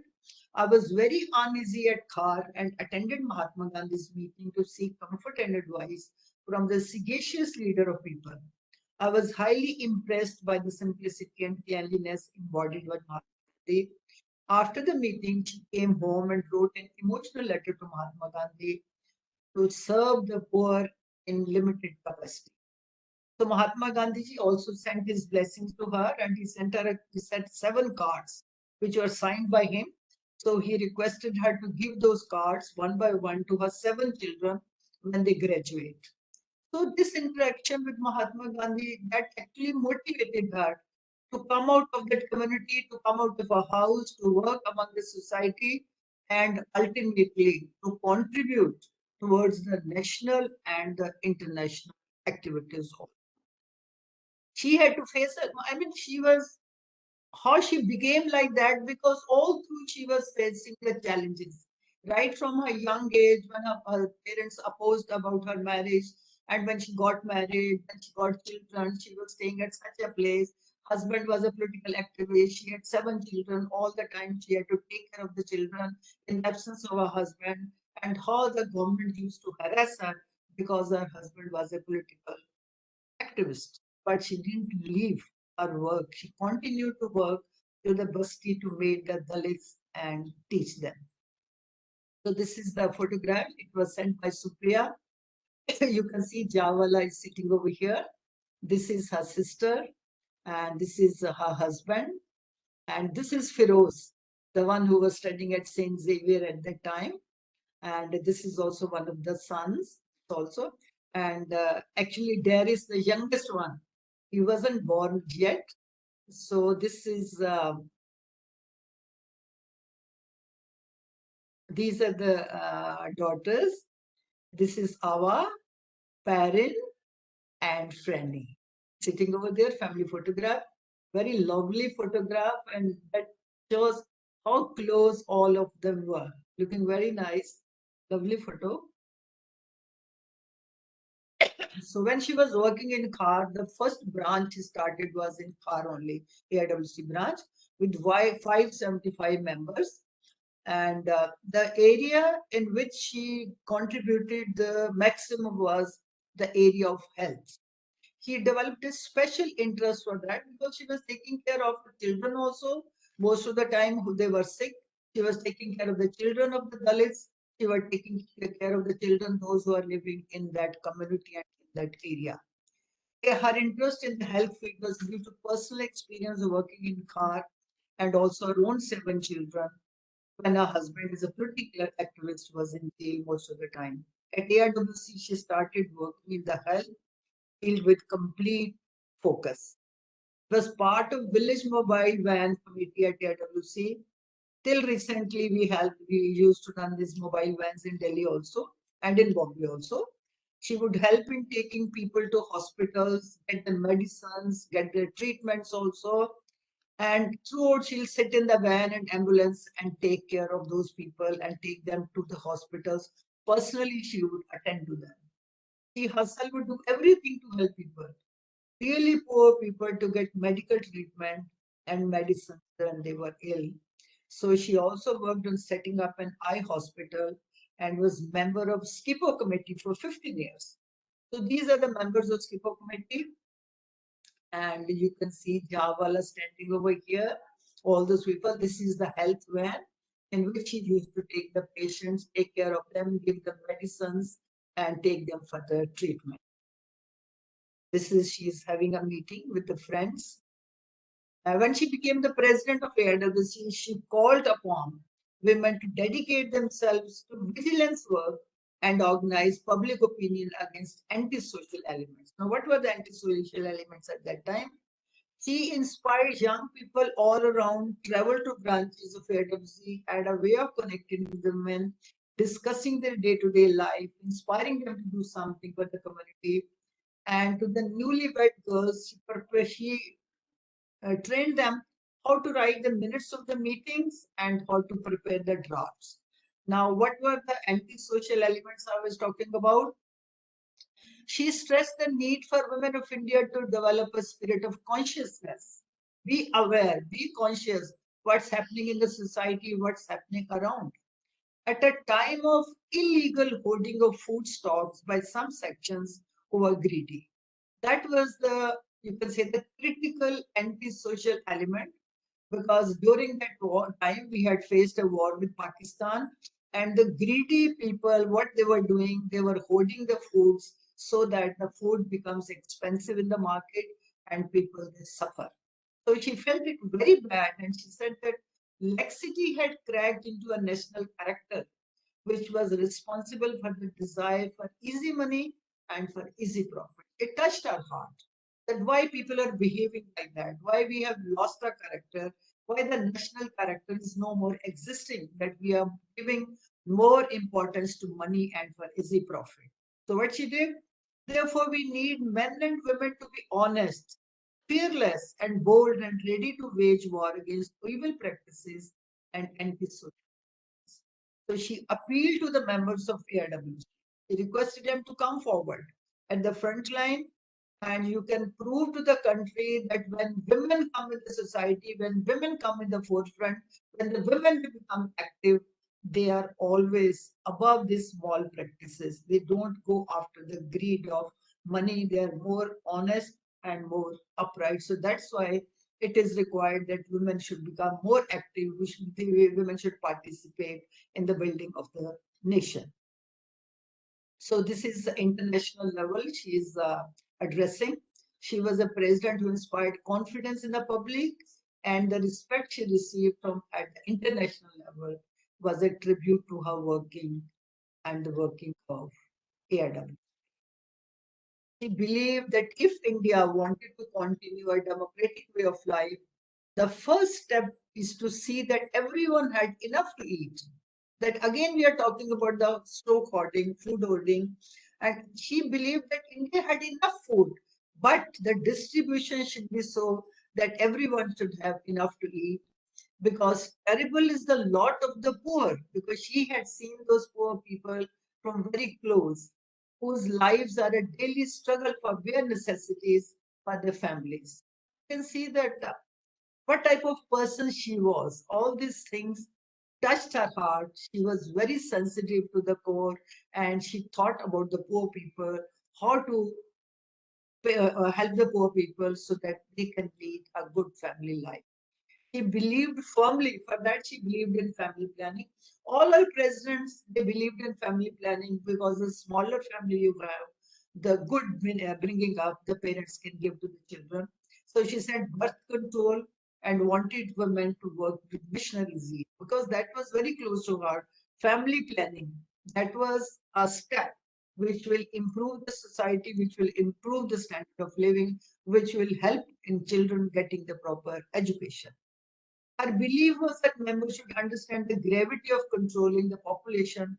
Otherwise, all efforts of national progress will sadly be hindered. That, of course, we have been doing for the last so many years, thinking about family planning and working in that field also. Bewan was an inspirational woman who was a product of the time she lived in. Her passion for women empowerment and social work defined her personal and professional life. So whatever she taught, she preached, she followed also. Her passion was women empowerment. That's why she started with Bhaknagar also, with Working Women Hostel also. So that's what I'm trying to say, that whatever she felt, she defined also in her personal and professional life. She devoted herself in equal measures to both the freedom movement and the post-independence nation building.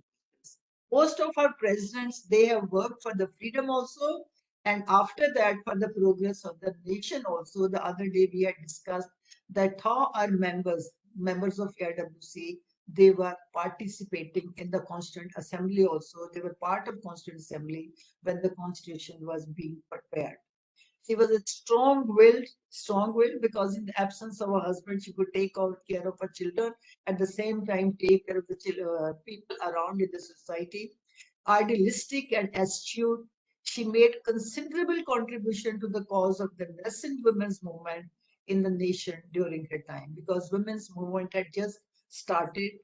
Women, that was a time when women, they started coming out of their homes, and she made a considerable contribution in that.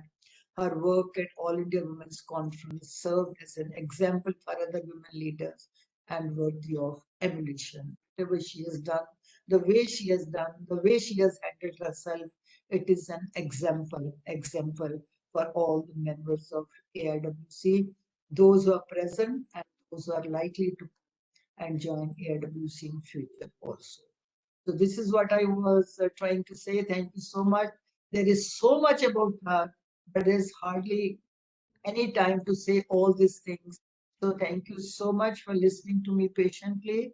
Thanks a lot to all the participants also, and Jyotika also for giving me. Thank you so much. Thank you, Kuljit ji. It was such a nice story telling you, starting with all the flagship projects. That was so interesting to hear, how you saw the picture in Bapnughar, and that's what set the thing on, and how you were impressed by the achievements. Indeed, I think I'm also hearing this for the first time, although I know about them and how, but going into the very crux of the matter, the base where it all started. So good to hear. The Skippo, we all used to see, it's not there. Very nice about the working women. Those realizations are so interesting, and how these women were so aware. Thank you, Kuljit ji. It was so insightful. Now, Thank I would like to welcome the next speaker, Padma Shri Renana Jhabwala ji. We are so glad you are with us, and everyone knows you are working for the SEWA, Ahmedabad. You are best known for your association with the Self-Employed Women's Association, also known as SEWA, India, and for your writings on issues of women in the informal economy. You are presently the chair of SEWA Grihirin, a house financing company, and president of SEWA Bharat, SEWA's All India Federation. In 1990, you were awarded a Padma Shri from the Government of India for your contribution in the field of social work. In April 2012, you were Chancellor of Gandhigram Rural University from 2012 to 17, and you were a member of the UN Secretary General's high-level panel on women's economic empowerment from 2016 to 17. You have done a BA in maths from Delhi University and Harvard University and in USA, and an MA in economics again from Yale University in USA. And you have a list of books, and you have just sent us a few selected ones like The City Makers, How Women Are Building a Sustainable Future for Urban India, then Basic Income, a Transformative Policy for India, The Idea of Work, Social Income and Insecurity, a Study in Gujarat, Empowering Women in an Insecure World, Joining SEWA Makes a Difference. So these books are co-authored with your co-authors, with your co-colleagues. We are so glad you are with us, and I'm sure you would also give us an insight into your grandmother's life, that is Mrs. Renana Jhabwala ji. You're welcome, ma'am. Over to you. Renana ji. Thank you. Thank you. Hmm. Can you hear me? Yeah, loud and clear.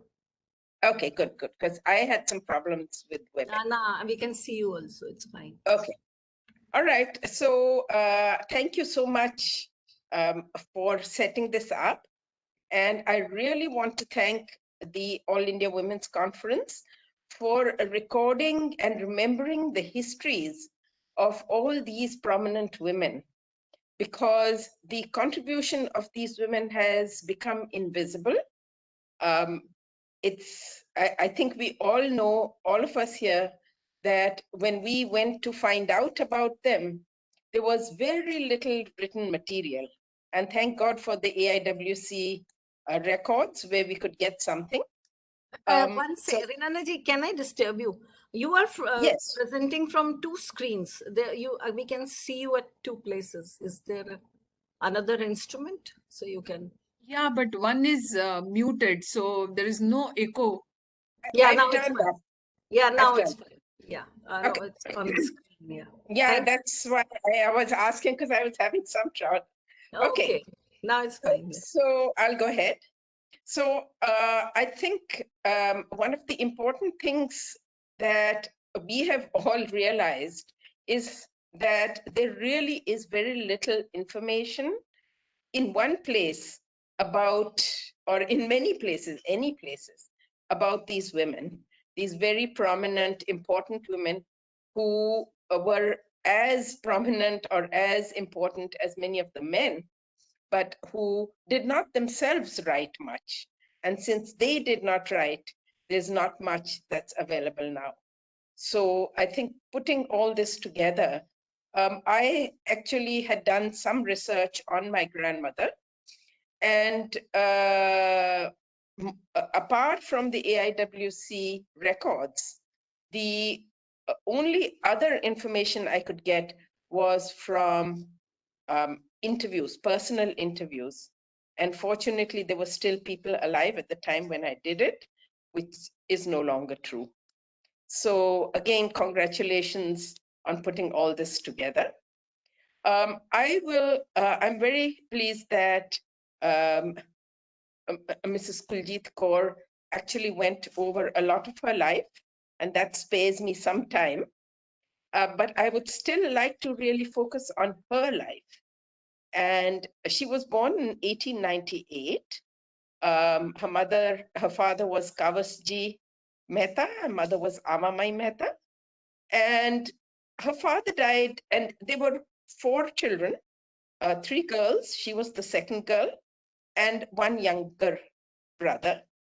And her father died when the children were young. And on his deathbed, he asked his elder brother to look after them. The elder brother was unmarried. His name was KB Mehta. He was a very well-known, at the time, a very well-known lawyer, known as, of course, in the family, he was known as Kakaji. And he brought up these children.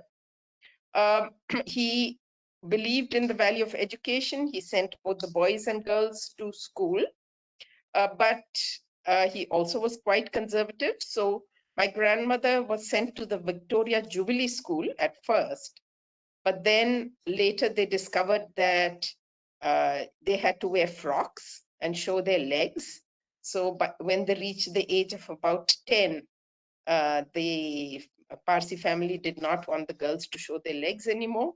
So she was taken out of that school and was put into a Parsi school, whose name I don't now have, and it probably no longer exists. When she was about 16, or 15 actually, her teacher was Shavaksha Jhabwala, 14 years older than her. And he also became a tutor. He was called to tutor her. And she fell in love with him.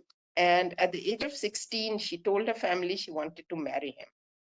And Kakaji was very much opposed. He was from a humble family. He was just a school teacher.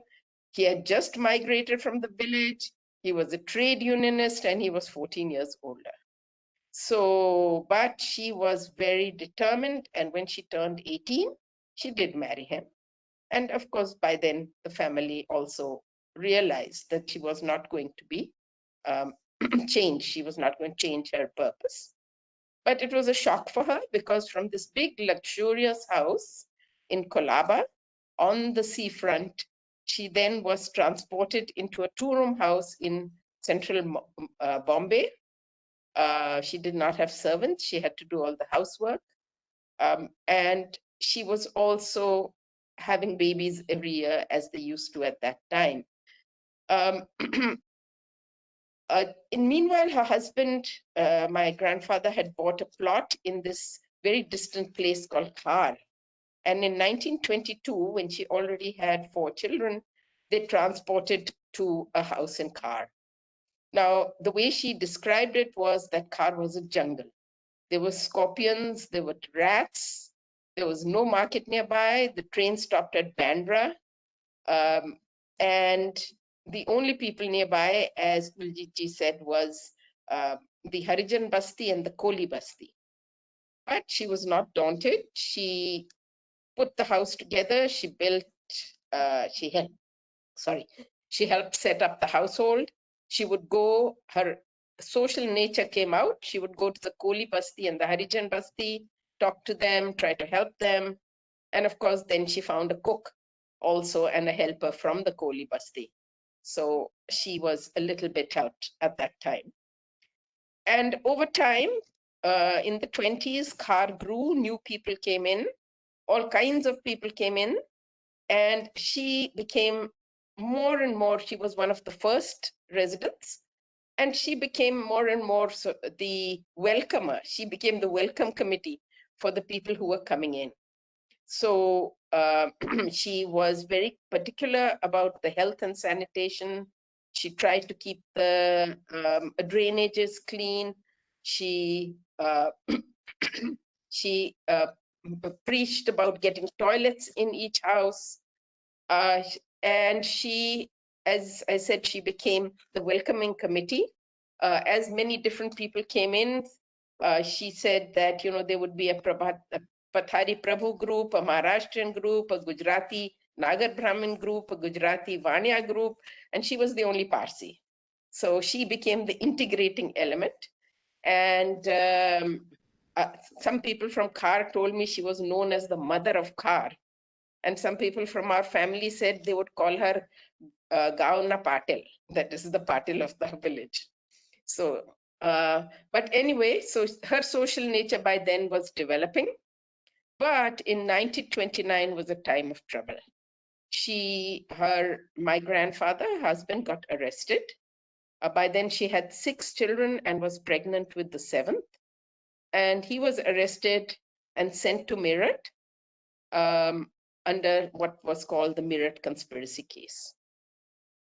This was a very difficult time for her. And there was no income in the family, naturally, because her husband was not teaching at the time. And many other things. As Kuljit told us, the St. Xavier's School wanted her to remove her child, remove Feroz from the school. The shopkeepers were not allowed, were told that they could not sell to her. At night, sometimes people would come and throw stones at the house, and those were the police people who would do that in the darkness of night. And a couple of times, people would come and profess to be from Meerut, saying your husband's very ill, tell him to write an apology letter, tell him to turn approver. So she was in a very difficult state. And my father tells me that children at that time, because it was a very isolated area, had malaria, they had typhoid, that was rampant. My father, who was the second son, was very mischievous. So he broke his arm a couple of times. And once he even got scratched by a lion. Her youngest daughter was playing with the younger son, and they played with matches, and she got all burnt, and even right up to the end, her legs are all scarred. And my grandmother Myraben was alone looking after all this, but the courage she showed, when the police people would come and throw stones, she would not cower inside. She'd get out and she'd start screaming at them. And the neighbors would then come out of their houses and start shouting, and the police people would run away. Similarly, when people told her to ask her husband to betray his comrades and to write an apology letter, she went straight to Meerut. She sat in the train by herself, went to Meerut, found out that her husband was fine. And later on, she found the man who had told her this. And she called hold of him and began beating him. So she was very courageous, and she somehow got through this time. I think Kuljit shared how meeting Gandhiji really helped her and gave her more courage. In 1935, 7 years later, he was released. 6 years later, he was released, and things became much better. The children were older, and so Meeraben was able to be completely active then. And she joined the AIWC right then. And in 1937, she started the second branch of in Bombay of the AIWC, which was the Khar branch. And I think they started with 535 members. My grandfather, as he came out of jail, within a year, he joined the Bombay Legislative Assembly.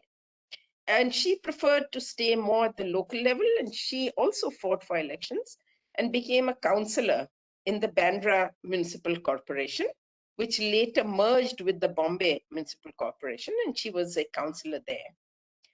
But, actually politics did not attract her.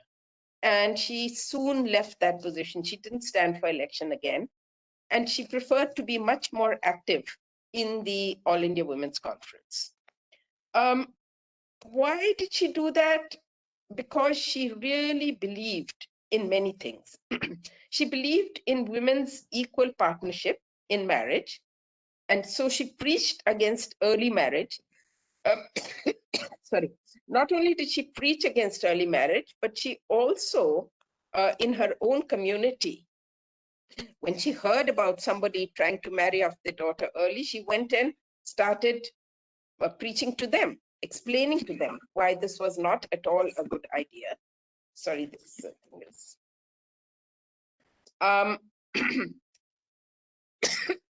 And interestingly, the earliest resolution that I could find of hers was when the Maharaja of Baroda had his second marriage, and she condemned that. She believed that girls should be educated. And again, within her own community, when she went to the Harijan Basti, when she went to the Koli Basti, she was always pushing the girls to get educated, trying to explain to the family. And she believed that women should work. And as Kuljit ji told us, she insisted on the new bahus, whoever came in, to start doing community work. She also, and as Kuljit ji told us, her belief that women should work led her to make these Bapnukars, or raise funds and really pursue the Bapnukars. She also was a great believer in cleanliness and sanitation. And people from Khar told me that at those times, men used to, like they still do, unfortunately, urinate out in public. But she would follow them, and then she would stand there and she would shout at them. She'd say, "Don't you have a toilet in your own house?" So this way she shamed people into keeping the area really clean. And later, when means of contraception became available, she, of course, became a great votary of family planning, as you have said. Just a small thing, when Bapnughar was inaugurated in Delhi, then we were all there, and her main speech was on family planning. And we were just sitting in the front and giggling because, she had 7 children. So she said, right in the middle of her speech, she said, "My grandchildren are laughing because they know I have 7 children, but nowadays you can do it. Before you could not do it." So she, right in the middle of the speech, she told us this. Anyway, sort of to go on, she, as you were told, she was great at fundraising. I should just say one more thing about Khar, which was, it started as a jungle, but it became a very lively place. And some of the great leaders, or some of the great people lived there. And they were all types of ideologies. The Savarkars, who we all know, Savarkar, his brothers, they all used to live in Khar, or his brothers actually lived in Khar. He would visit from time to time. Joglekar, the communist, used to live in Khar. Of course, my grandfather, who was not a communist but a trade unionist, also lived in Khar. And then it was a cultural center. Harindranath Chattopadhyay lived there. Of course, because of that, Kamala Devi Chattopadhyay also lived there. And Ragini Devi, the dancer, so who is Indira Rahman's mother, Sitara Devi, they all lived there. And in fact, there was a dancer, I remember this well, called Gopi Krishna, who's also at that time, I think it was the 60s, he had become quite famous. And he adopted my grandmother as his mother. So he would come every day, touch her feet, eat her food. So it was really a cultural, integrated place by the time she had become an older person. Finally, I just want to say she was great at fundraising. Of course, you've already said that. So I am not going to go into details, except that she knew many people who did have money. And because of that, she was invited to be on the board of a new bank, which you may have heard the name called Dena Bank, which of course then later was nationalized. So she was on the first board of Dena Bank. And because she was good with money and kept good accounts, she was the treasurer or honorary treasurer of AIWC. Personally, I think myself and my sisters, my father moved to, she had 7 children. My father was the 3rd son. He had moved to Delhi. He was an architect. He lived in Delhi. My mother's a writer. And we have a lot of personal memories of her because she came to Delhi because of All India Women's Conference. She came to Delhi very often. And what I remember is, I remember many things, but she would pray every day, and she would carry a box of her gods. And she was not very particular. So though she was Parsi and she did the Parsi prayers every morning, she also had a box with all the Hindu gods. She had Buddhaji, she had Jesus Christ. And as soon as she came into a house, she would lay them all out and she would do the tika to them all. And every morning she would pray to them. So we remember that box of gods that she would carry around. And of course, she was very good at cooking. She made us dhansak all the time. She would tell us stories. And in the evenings, she would sometimes take us to visit Kamala Devi, who was a very good friend from Khar. So I guess I would end here. Her children did well. Her sons, one became a businessman, Feroz. My father was an architect. One went into the UN, the next one, Homi. And her youngest son went to the US and became a journalist. And her daughters, the eldest daughter was a college principal, and one daughter was teaching in a US university. But like many Parsi families, most have emigrated. Of her 19 grandchildren, only 2 of us are now in India, my cousin Diku and myself. But I think her legacy lives with all of us. And I think many of us have actually joined this webinar. And we really all thank you for reviving her memory again. Thank you. Thank you so much, Renana ji. That was such sweet memories coming out or tumbling out of you. We could see you were totally carried in those, and we were along with you. We were carried into those days where how Bombay looked and how all this freedom struggle thing also is so inspiring, and against all odds, she had such a tough life, full of struggle initially, and that I think brought the strength out of her character. That's what is so obvious, and that's worth emulating. We should learn. And as you said, we are also carrying her inheritance at AIWC. The heritage we have is so strong and will be with us forever. Thank you so much again. Now I would like to invite Mrs. Janvi Pal. She's an author and journalist from Bombay. Janvi ji, welcome. Welcome to the program. You are going to talk about how Mrs. Meraben Jhabwala influenced your life. That is so interesting to hear. As I said, you are an author, journalist, and a theatre buff. You have 4 books to her credit. Last 2 are Beyond 50, which is about 21 inspiring people who reinvented their lives after the age of 50. That's interesting and so good to hear. We all should read that, I think. It's all about their challenges and how they overcame them. Moreover, you have stressed upon the fact that age is all in the mind and one can achieve all your dreams if only one has the drive and passion. So true. Your recent book is titled Co-Verse. It is a collection of poems written during the recent pandemic. As the title suggests, all the poems are on life in this book, on life during COVID. You are currently working on yet another book, which will be released soon. So maybe you can tell us the name if you want to. Otherwise, I invite you to tell us more about Mrs. Jhabwala and how she influenced you. Over to you, Janvi. Good evening, everybody.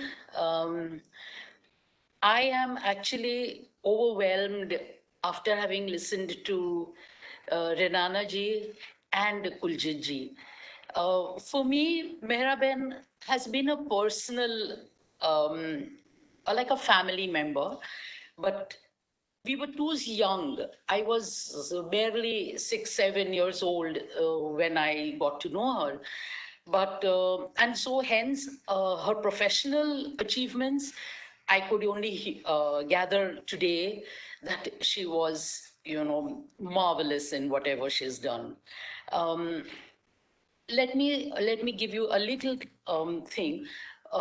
At about this time every day, 4:45, I think, 2 mudas would come out of my house, the cane chairs that we had in those days. And they would be placed in the garden outside facing each other to welcome a guest. It was Mehraben. Whenever she was in town, she visited us every single evening because my grandfather, the late Chandulal Dholabhai, was her dear friend. And she would call out to him from the gate of our house, which was at the corner of the street where she lived, in a bungalow in a little cottage called Hermitage. She would walk down and she would sit in opposite my grandfather, and we would be playing around her or sitting on the stairs leading up to her chair. And well, she spoke to my grandfather on everything under the sun. We were little, we couldn't, assimilate what she was saying, but well, her influence has been terrific. I remember her as somebody very, very bold, very courageous, very humorous, and of course, very well turned out. At that age, you are very influenced with people who carry themselves well. She came in her beautiful saris, worn the Parsi way, with lovely brooches. I remember her sari pins very well. And she would sit and chat for hours with us. My earliest memory is of her encouraging my mother. My mother was a housewife. Not that I am saying that housewives are any lesser. She did a lot of, she worked within the home a lot. But Meraben, when she started the car branch of AIWC, she insisted my mother join her as a member in that in the car branch. And we were so delighted to see my mother go every day to Lakshmi Nagar Hall where the meetings were. And very often if Meraben was passing by my house and going, she would call out to my mother and take my mother along, and they would go and attend those meetings. My mother says, even today, my mother's 90, my mother says she owes her a change of thought. She owes Meraben a change of personality, and of course, a lot more than that, because Meraben changed the way my mother thought, behaved, and even interacted with people around. I remember one little incident. Do we have the time for me to say, to speak? Or can I, because you can take your time. No, you carry on. Go on. Yeah, it's so interesting. Because these are little personal things which I, the Hermitage was just about 2 or 3 bungalows away from my house. And one day we heard that there was a theft in that house. And next day Meraben came and informed us that yes, there was a theft. And her husband had come in while the thief was stealing something. And he had walked into the room to get a glass of water. And he caught the thief. So he said, "Kya kar raha hai?" And that man was flustered and he said, "Sab bhook lagai, chori kar raha hai." And he sat him down on the dining table, opened the fridge, gave him food, gave him a hearty meal and said, "Off you go now and don't do this again."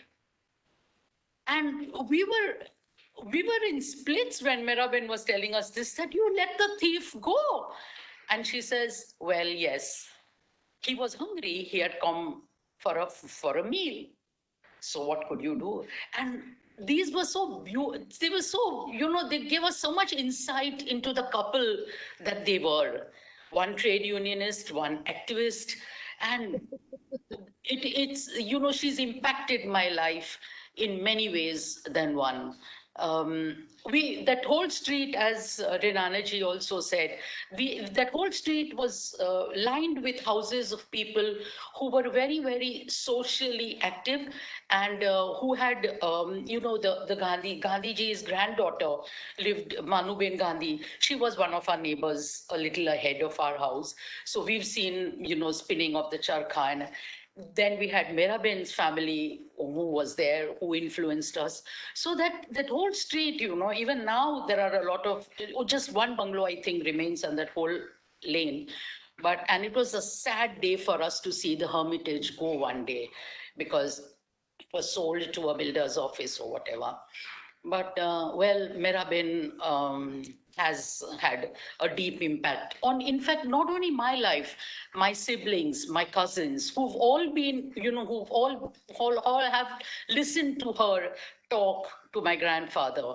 And we've, nuggets of what she spoke, yet have been, somewhere in the recesses of our brain, they're yet there. So I think that I was lucky to have met this wonderful human being called Meraben Jhabwala. Thank you so much for having given me this opportunity to share my little moments with her. And thank you once again. And congratulations on this lovely venture of keeping the spirit of all these ex-presidents alive. I think it's a great initiative. Thank you. Thank you so much. Thank you, Jhanvi. Very nice. Yeah, so interesting it was, those little snippets and incidents rather, which you have told us. That's so interesting. I also wanted to ask you the next speaker, the next recording that we have. So Mr. Chandulal Dholabhai is... Oh, that's Ashok Dholabhai, my father. Chandulal is your father? We have Ashok. That's a grandfather. Yeah, Meraben's very good friend. Yeah. So, Sheila ji, how do we do it, Yutika? Shall I? Yeah, Sheila ji is doing it. Okay, fine. So we have Memories of My Friend, Mrs. Meraben Jhabwala, by Mr. Ashok Dholabhai. He's a 92-year-old retired banker, a linguist and a family friend of Mrs. Jhabwala, as Jhanvi ji just told us. Yeah.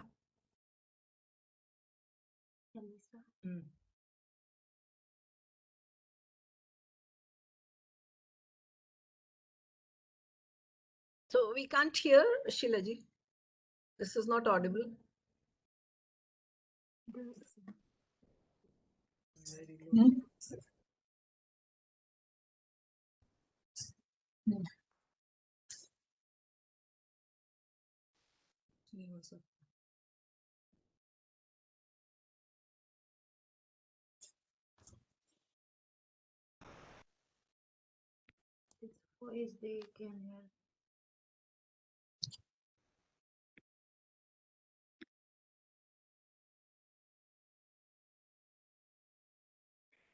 No, not audible yet. Yeah.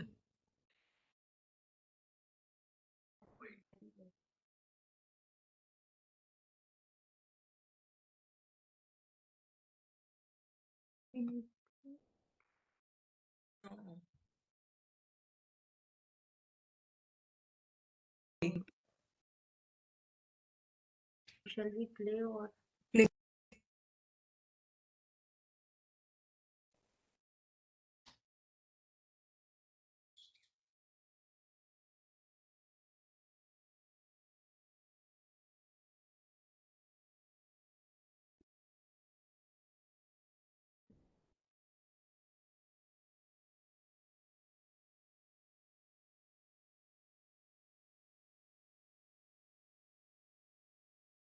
No, it's not audible, Sheila ji.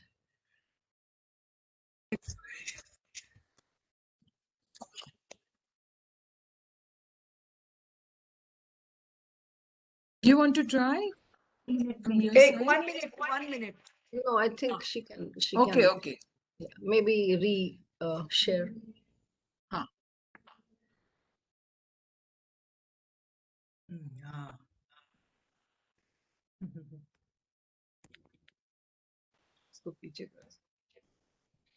Meraben Jhabwala Got it. Came in contact with her when we moved from Ajmer to Mumbai, and especially to Khar.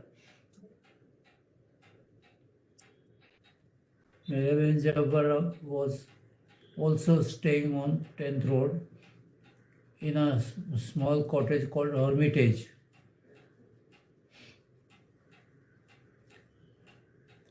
She and our landlord and we were very close to each other. And every evening she used to come down to our place. Then we used to all sit together and talk about various subjects. She was a very active social worker and very helpful. She used to advise people, especially ladies and my wife, about sex and other matters relating to women.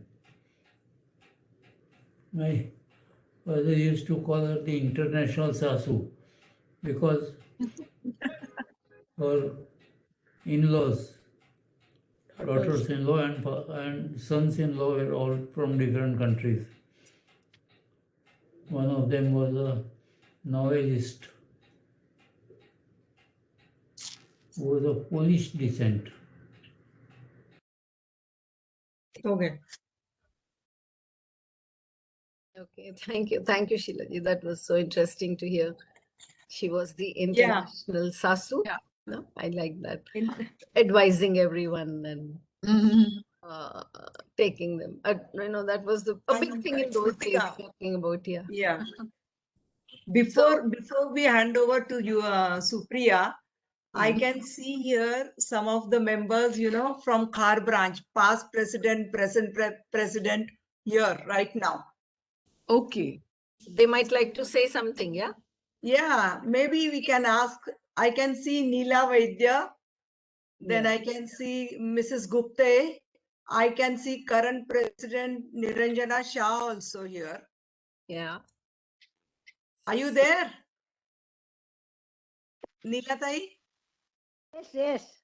Open Yes. your video, please. Would you like to say something? Yes, I'm Yes. very much here.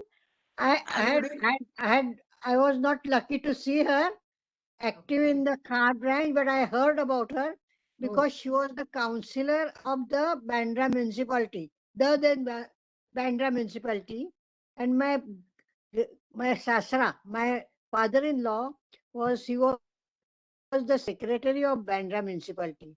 He died very young, and I had a letter. We had a letter from Mrs. Jhabwala, a condolence letter sent to my mother-in-law. So that much Yeah, remember. बहन, अपना video खोलिए. Video. Okay.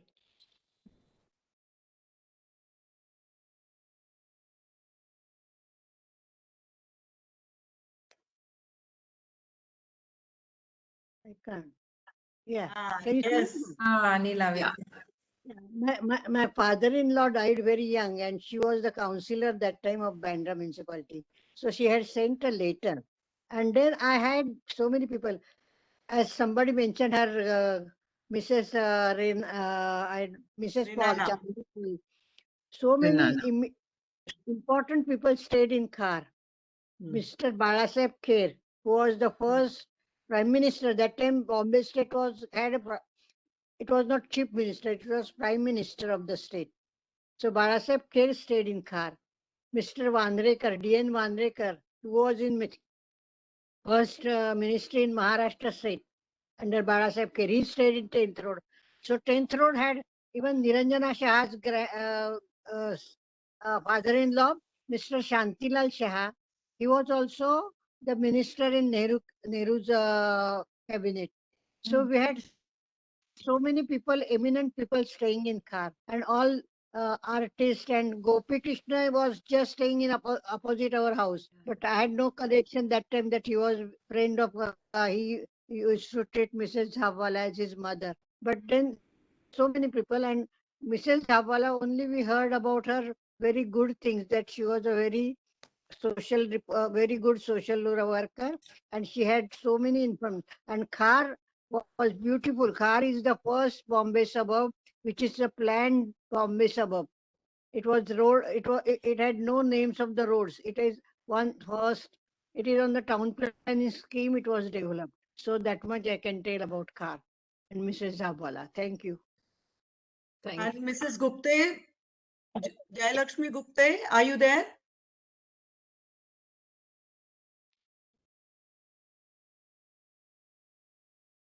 Yeah, she's there. Yeah. Yeah, I can see her. Jayalakshmi.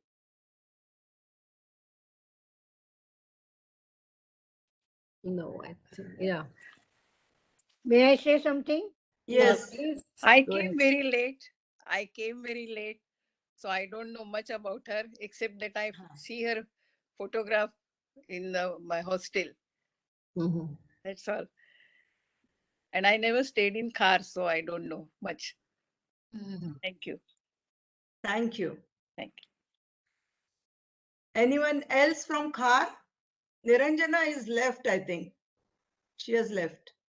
Anyway, you can proceed, Yutika ji. Any Thank of our you for members? giving me some time. Yeah. Yeah. No. I think you pointed out the best thing. People from Khar should speak up now. Anyway, I think there are other members who would like to say something on this. Yeah, I think Maithili ji wanted to say something.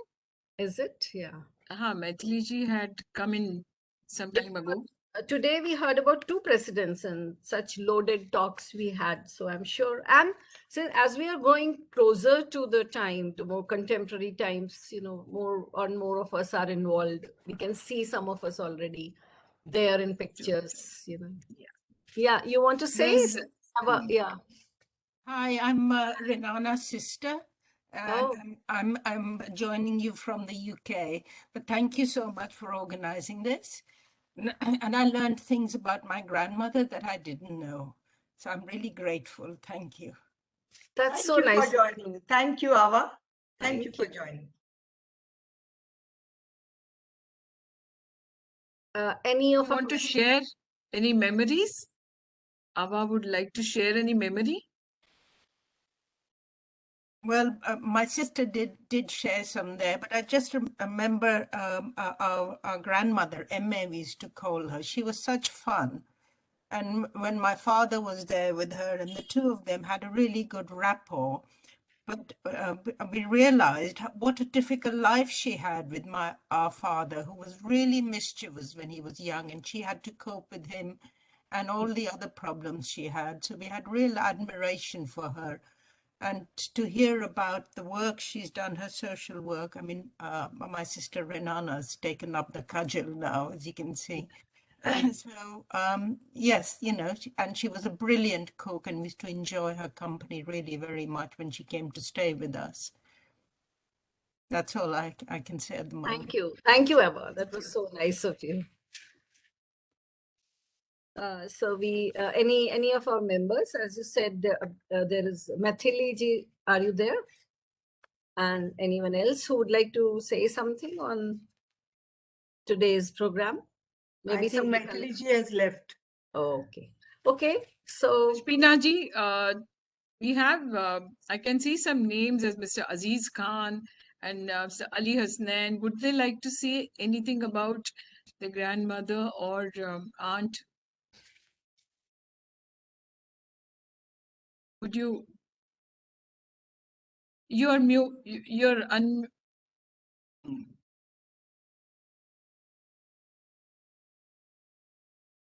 Please unmute, Mr. Khan. No, I think Asmina has said whatever I would have liked to say. So it's a very fond remembrance of my aunt Masuma.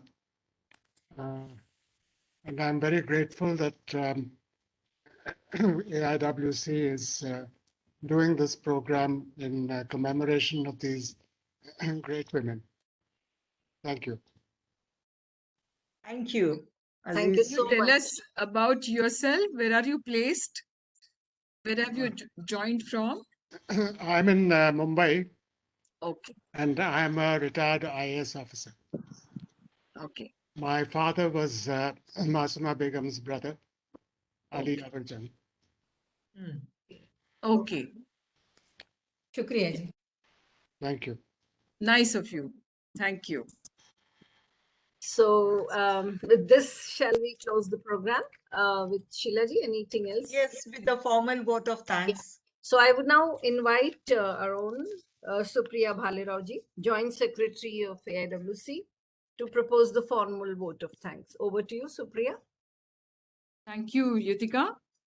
I'm here again to deliver the formal vote of thanks today. Firstly, I thank Mrs. Sheila Kakade, our President, for conceiving this idea of presenting our past presidents right from 1927 till date. A meticulous effort was put in, and very sincerely each president was presented. In fact, over the period of time, these presentations have improved considerably. Today, we are presenting in the 18th session, our 27th and 28th president of AIWC. Thank you, Sheilaji, for beginning it and continuing with it. Thank you, Kuljit ji, our Secretary General, and thank you, Rehana ji, our Treasurer, for involving themselves all throughout and their hearts in it. I thank today's guest speakers first. Firstly, Mrs. Hasmina Khan, the granddaughter of Mrs. Masuma Begum, for giving us all the information needed for the presentation on Masuma ji's family life. It was so important that this all is going to go into the archives. And thank you so much, Hasmina ji, for that. Also for the talk where she expressed her fond memories of her grandmother. And thank you for being with us today. I thank Mr. Sajjad Shahid. Sajjad Shahid, I don't know whether he's there or he's left, but yeah. He's very much there. Yeah. Thank you. Thank you for being with us today the entire time. And I must tell my friends that I know him only through some common friends.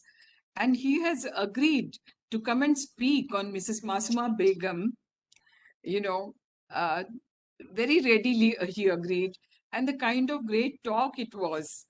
It was actually, Masuma Abi has been a fond leader and the pride for our Hyderabadis. And it all showed in his talk. The way, I was sort of expressing about her. I feel very proud about Mrs. Masuma Begum. Thank you, Mr. Sajjad Shahid. And, as Yutika said, it was a wonderful talk punctuated with shairi and poetry, and that made it interesting. I thank profusely Mr. Nasir Ali Khan, who's 93-year-old son of Mrs. Masuma Begum, for creating those video clips and showing the immense patience while we troubled him so many number of times. It was a wonderful idea to hear him in the video, and it felt very interesting, talking about his mother. I thank Padma Shri Rinana Jhabwala for sparing her time and being with us, giving us the account of Mrs. Mirabin Jhabwala's life, her hardship, the struggle, and the ability to solve problems, and her life in Bombay. It was wonderful, Rinana ji, to hear that. Actually, the time was really short. Otherwise, we would have added more stories to it. I thank you for the wonderful family photograph you shared in no time for our presentation. Kuljit ji, that photograph has come from Rinana ji. At just my small request, she immediately sent across the picture she took. She shot a picture of a paint or the photograph on the wall, and then she sent it to us. So thank you very much, Rinana ji, for that. Rinana ji, thank you so much. Thanks a lot. Jahnavi Pal. Thank you, Mrs. Jahnavi Pal, for very interesting stories which you told us. Actually, that is what the neighbors are for, You feel close to them even than the family, because the family is away and the neighbors are close. Thank you so much for sharing all those stories. I also thank Mr. Ashok Dolabai for making that effort of making a video clip and talking about Mirabin Jhabwala's life and, his own experiences. I especially thank Mrs. Kuljit Kaur for creating and presenting that wonderful speech through PowerPoint presentation. You always put in a great effort, ma'am, in your speeches, and you've given a detailed idea of Mirabin Jhabwala's association with AIWC. Thank you so much. Thank you, Supriya. Thank you so much. I thank our patron, Mrs. Veena Kohli, for attending this webinar and showing support to this program of past presidents. to thank all the vice presidents and members in charge who are present here with us today. I especially want to thank all the guests who and family members who are present here today from Masuma Begum's family as well as Mrs. Jhabwala's family. Supriya. Yeah. Rehana ji Singh. Yeah. There is Janab Aziz Khan is here. Ali Hasnain is here at their name Yes. also. And Mr. Aziz Khan, Koka. Mr. Ali Hasnain, and there is one especially Mr. Koka R also. again, the name I could not get.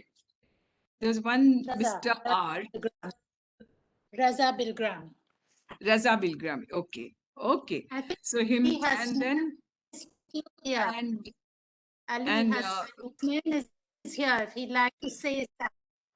Supriya, okay, sure. Supriya, Ali Hasnan is smiling. I think he wants to say something. Yeah, yes. Would Please say Ali it. Then I'll like to continue. say something? Thank you very much. It's been a great privilege to be part of this inspiring presentation on these two phenomenal ladies, historical personalities of our Indian heritage. I am Masuma Begum's grandson, one of her grandsons, and I must say both her and Mrs. Jhabwala provide great inspiration for us, particularly when you think of how much they did with so little, and what they made of what resources they had available to them. It's really an inspiration. Thank you. Thank you so much. And Dr. Thank you, Mr. Ali. I also wanted to thank other members of Mr. Manik Gujwala, Mr. Sharad, Ms. Awa Wood, all of them. Some of them have written on our chats also. And Dr. Karishma Koka and her respected mother. I also want to thank Mrs. Neela Vaidya, Jayalakshmi Gupte, Niranjana, and all from our AIWC Khar branch. And all of you being patiently hearing. Supriya, 1 minute. Yes, please. You thank Mr. Yazdi Tantra, because of whom I could get the contacts of Mrs. Jhabwala.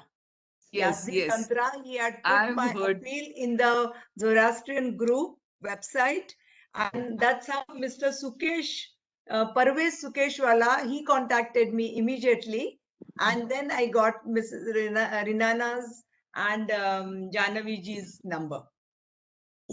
Yes, thank you, Mr. Tantra. You know, after you told me, Sheilaji, I went on Zoroastrian.net and I had a look at that site. And it's wonderful, you know, that's actually a great source of people for us. And did that's someone how we got Dr. Karishma also with us. Yeah. Yeah, I still- just thanked her, Dr. Karishma and her mother, respected mother. Thank you so much for being with us. I can see Mr. Manik Gujwala appearing on the screen. Would you like to say something? Just to say that my daughter, you know, she also inquired about if there is any relative of Mrs. Mehraban, and so she also, you know, tried to get some, and I think she got then someone responded to her that, you know, there is such and such person who is a relative, Yes. and yeah, so You can be in touch with us. Yeah, definitely. Yeah. I suggest she can be in touch with us and we Right. will give her all the contacts. Thank you. Okay. And this is how it is. I have to thank all of you as the participants of this webinar. Without you, this can't happen. And lastly, but not the least, Dr. Yutika, our MIC MCM library, for presenting it very well. Thank you, Yutika. Thank you, Supriya. Now it's my duty to thank you for giving such a lovely vote of thanks. With this, we come to the end of the program. And just for your information, all this information that we are gathering through these seminars will be available in our library. And I would request our President Sheilaji to just, facilitate this process. And all this will be available on YouTube also. So those of you who want to hear this, maybe it will take some time. And on our Share the link. Yeah. And our website also. on the website. Yeah, so you can just. And there is one request to all the speakers today. If they can make available their talks and speeches that will go into our archives again. So we have recording of all. Recording. That's what I'm Recording saying. have. Yeah. We have the recording and we'll make it available on YouTube. And if you type your name, like if you type Masuma Begum, it'll appear and you can see. That's the plan, you know. Everyone should be. See, it's not just the us, it's the family, the friends, the researchers. There are so many students nowadays, readers, scholars, who want to know. They're doing research on these things. So that's the whole idea, you know, so that we have more books, more writings, more information. And this inheritance, this heritage that we have is, you know, forever made, you know, for eternity. And their achievement, as you said, she did so much with so little. That's the trick we all have to, you know, learn. So anyway, I think with these words, we would like to end the program today. And we'll meet again next month with B. Tarabai, the 29th President, and 30th President, Mrs. Lakshmi Raghuramaya. The date, Sheilaji, is finalized for the 19th session, 28th February. 28th February, you'll again see us with 2 more dynamic ladies. Till then, bye, goodbye. See you all again. Yes, bye. Congratulations, AIWC. Congratulations. Congratulations. I'm Padma here. It is another inspiring, very, very excellent program by AIWC. Thank you, Padma. Thank you for It's a very beautiful program, and we are very inspired by the talks and with the achievement of our presidents, past presidents. We are very thankful to AIWC's whole team, especially the librarian and our president and all her team. Thank you. Thank you so much. Thank you very much. Namaskar. Bye-bye. Bye.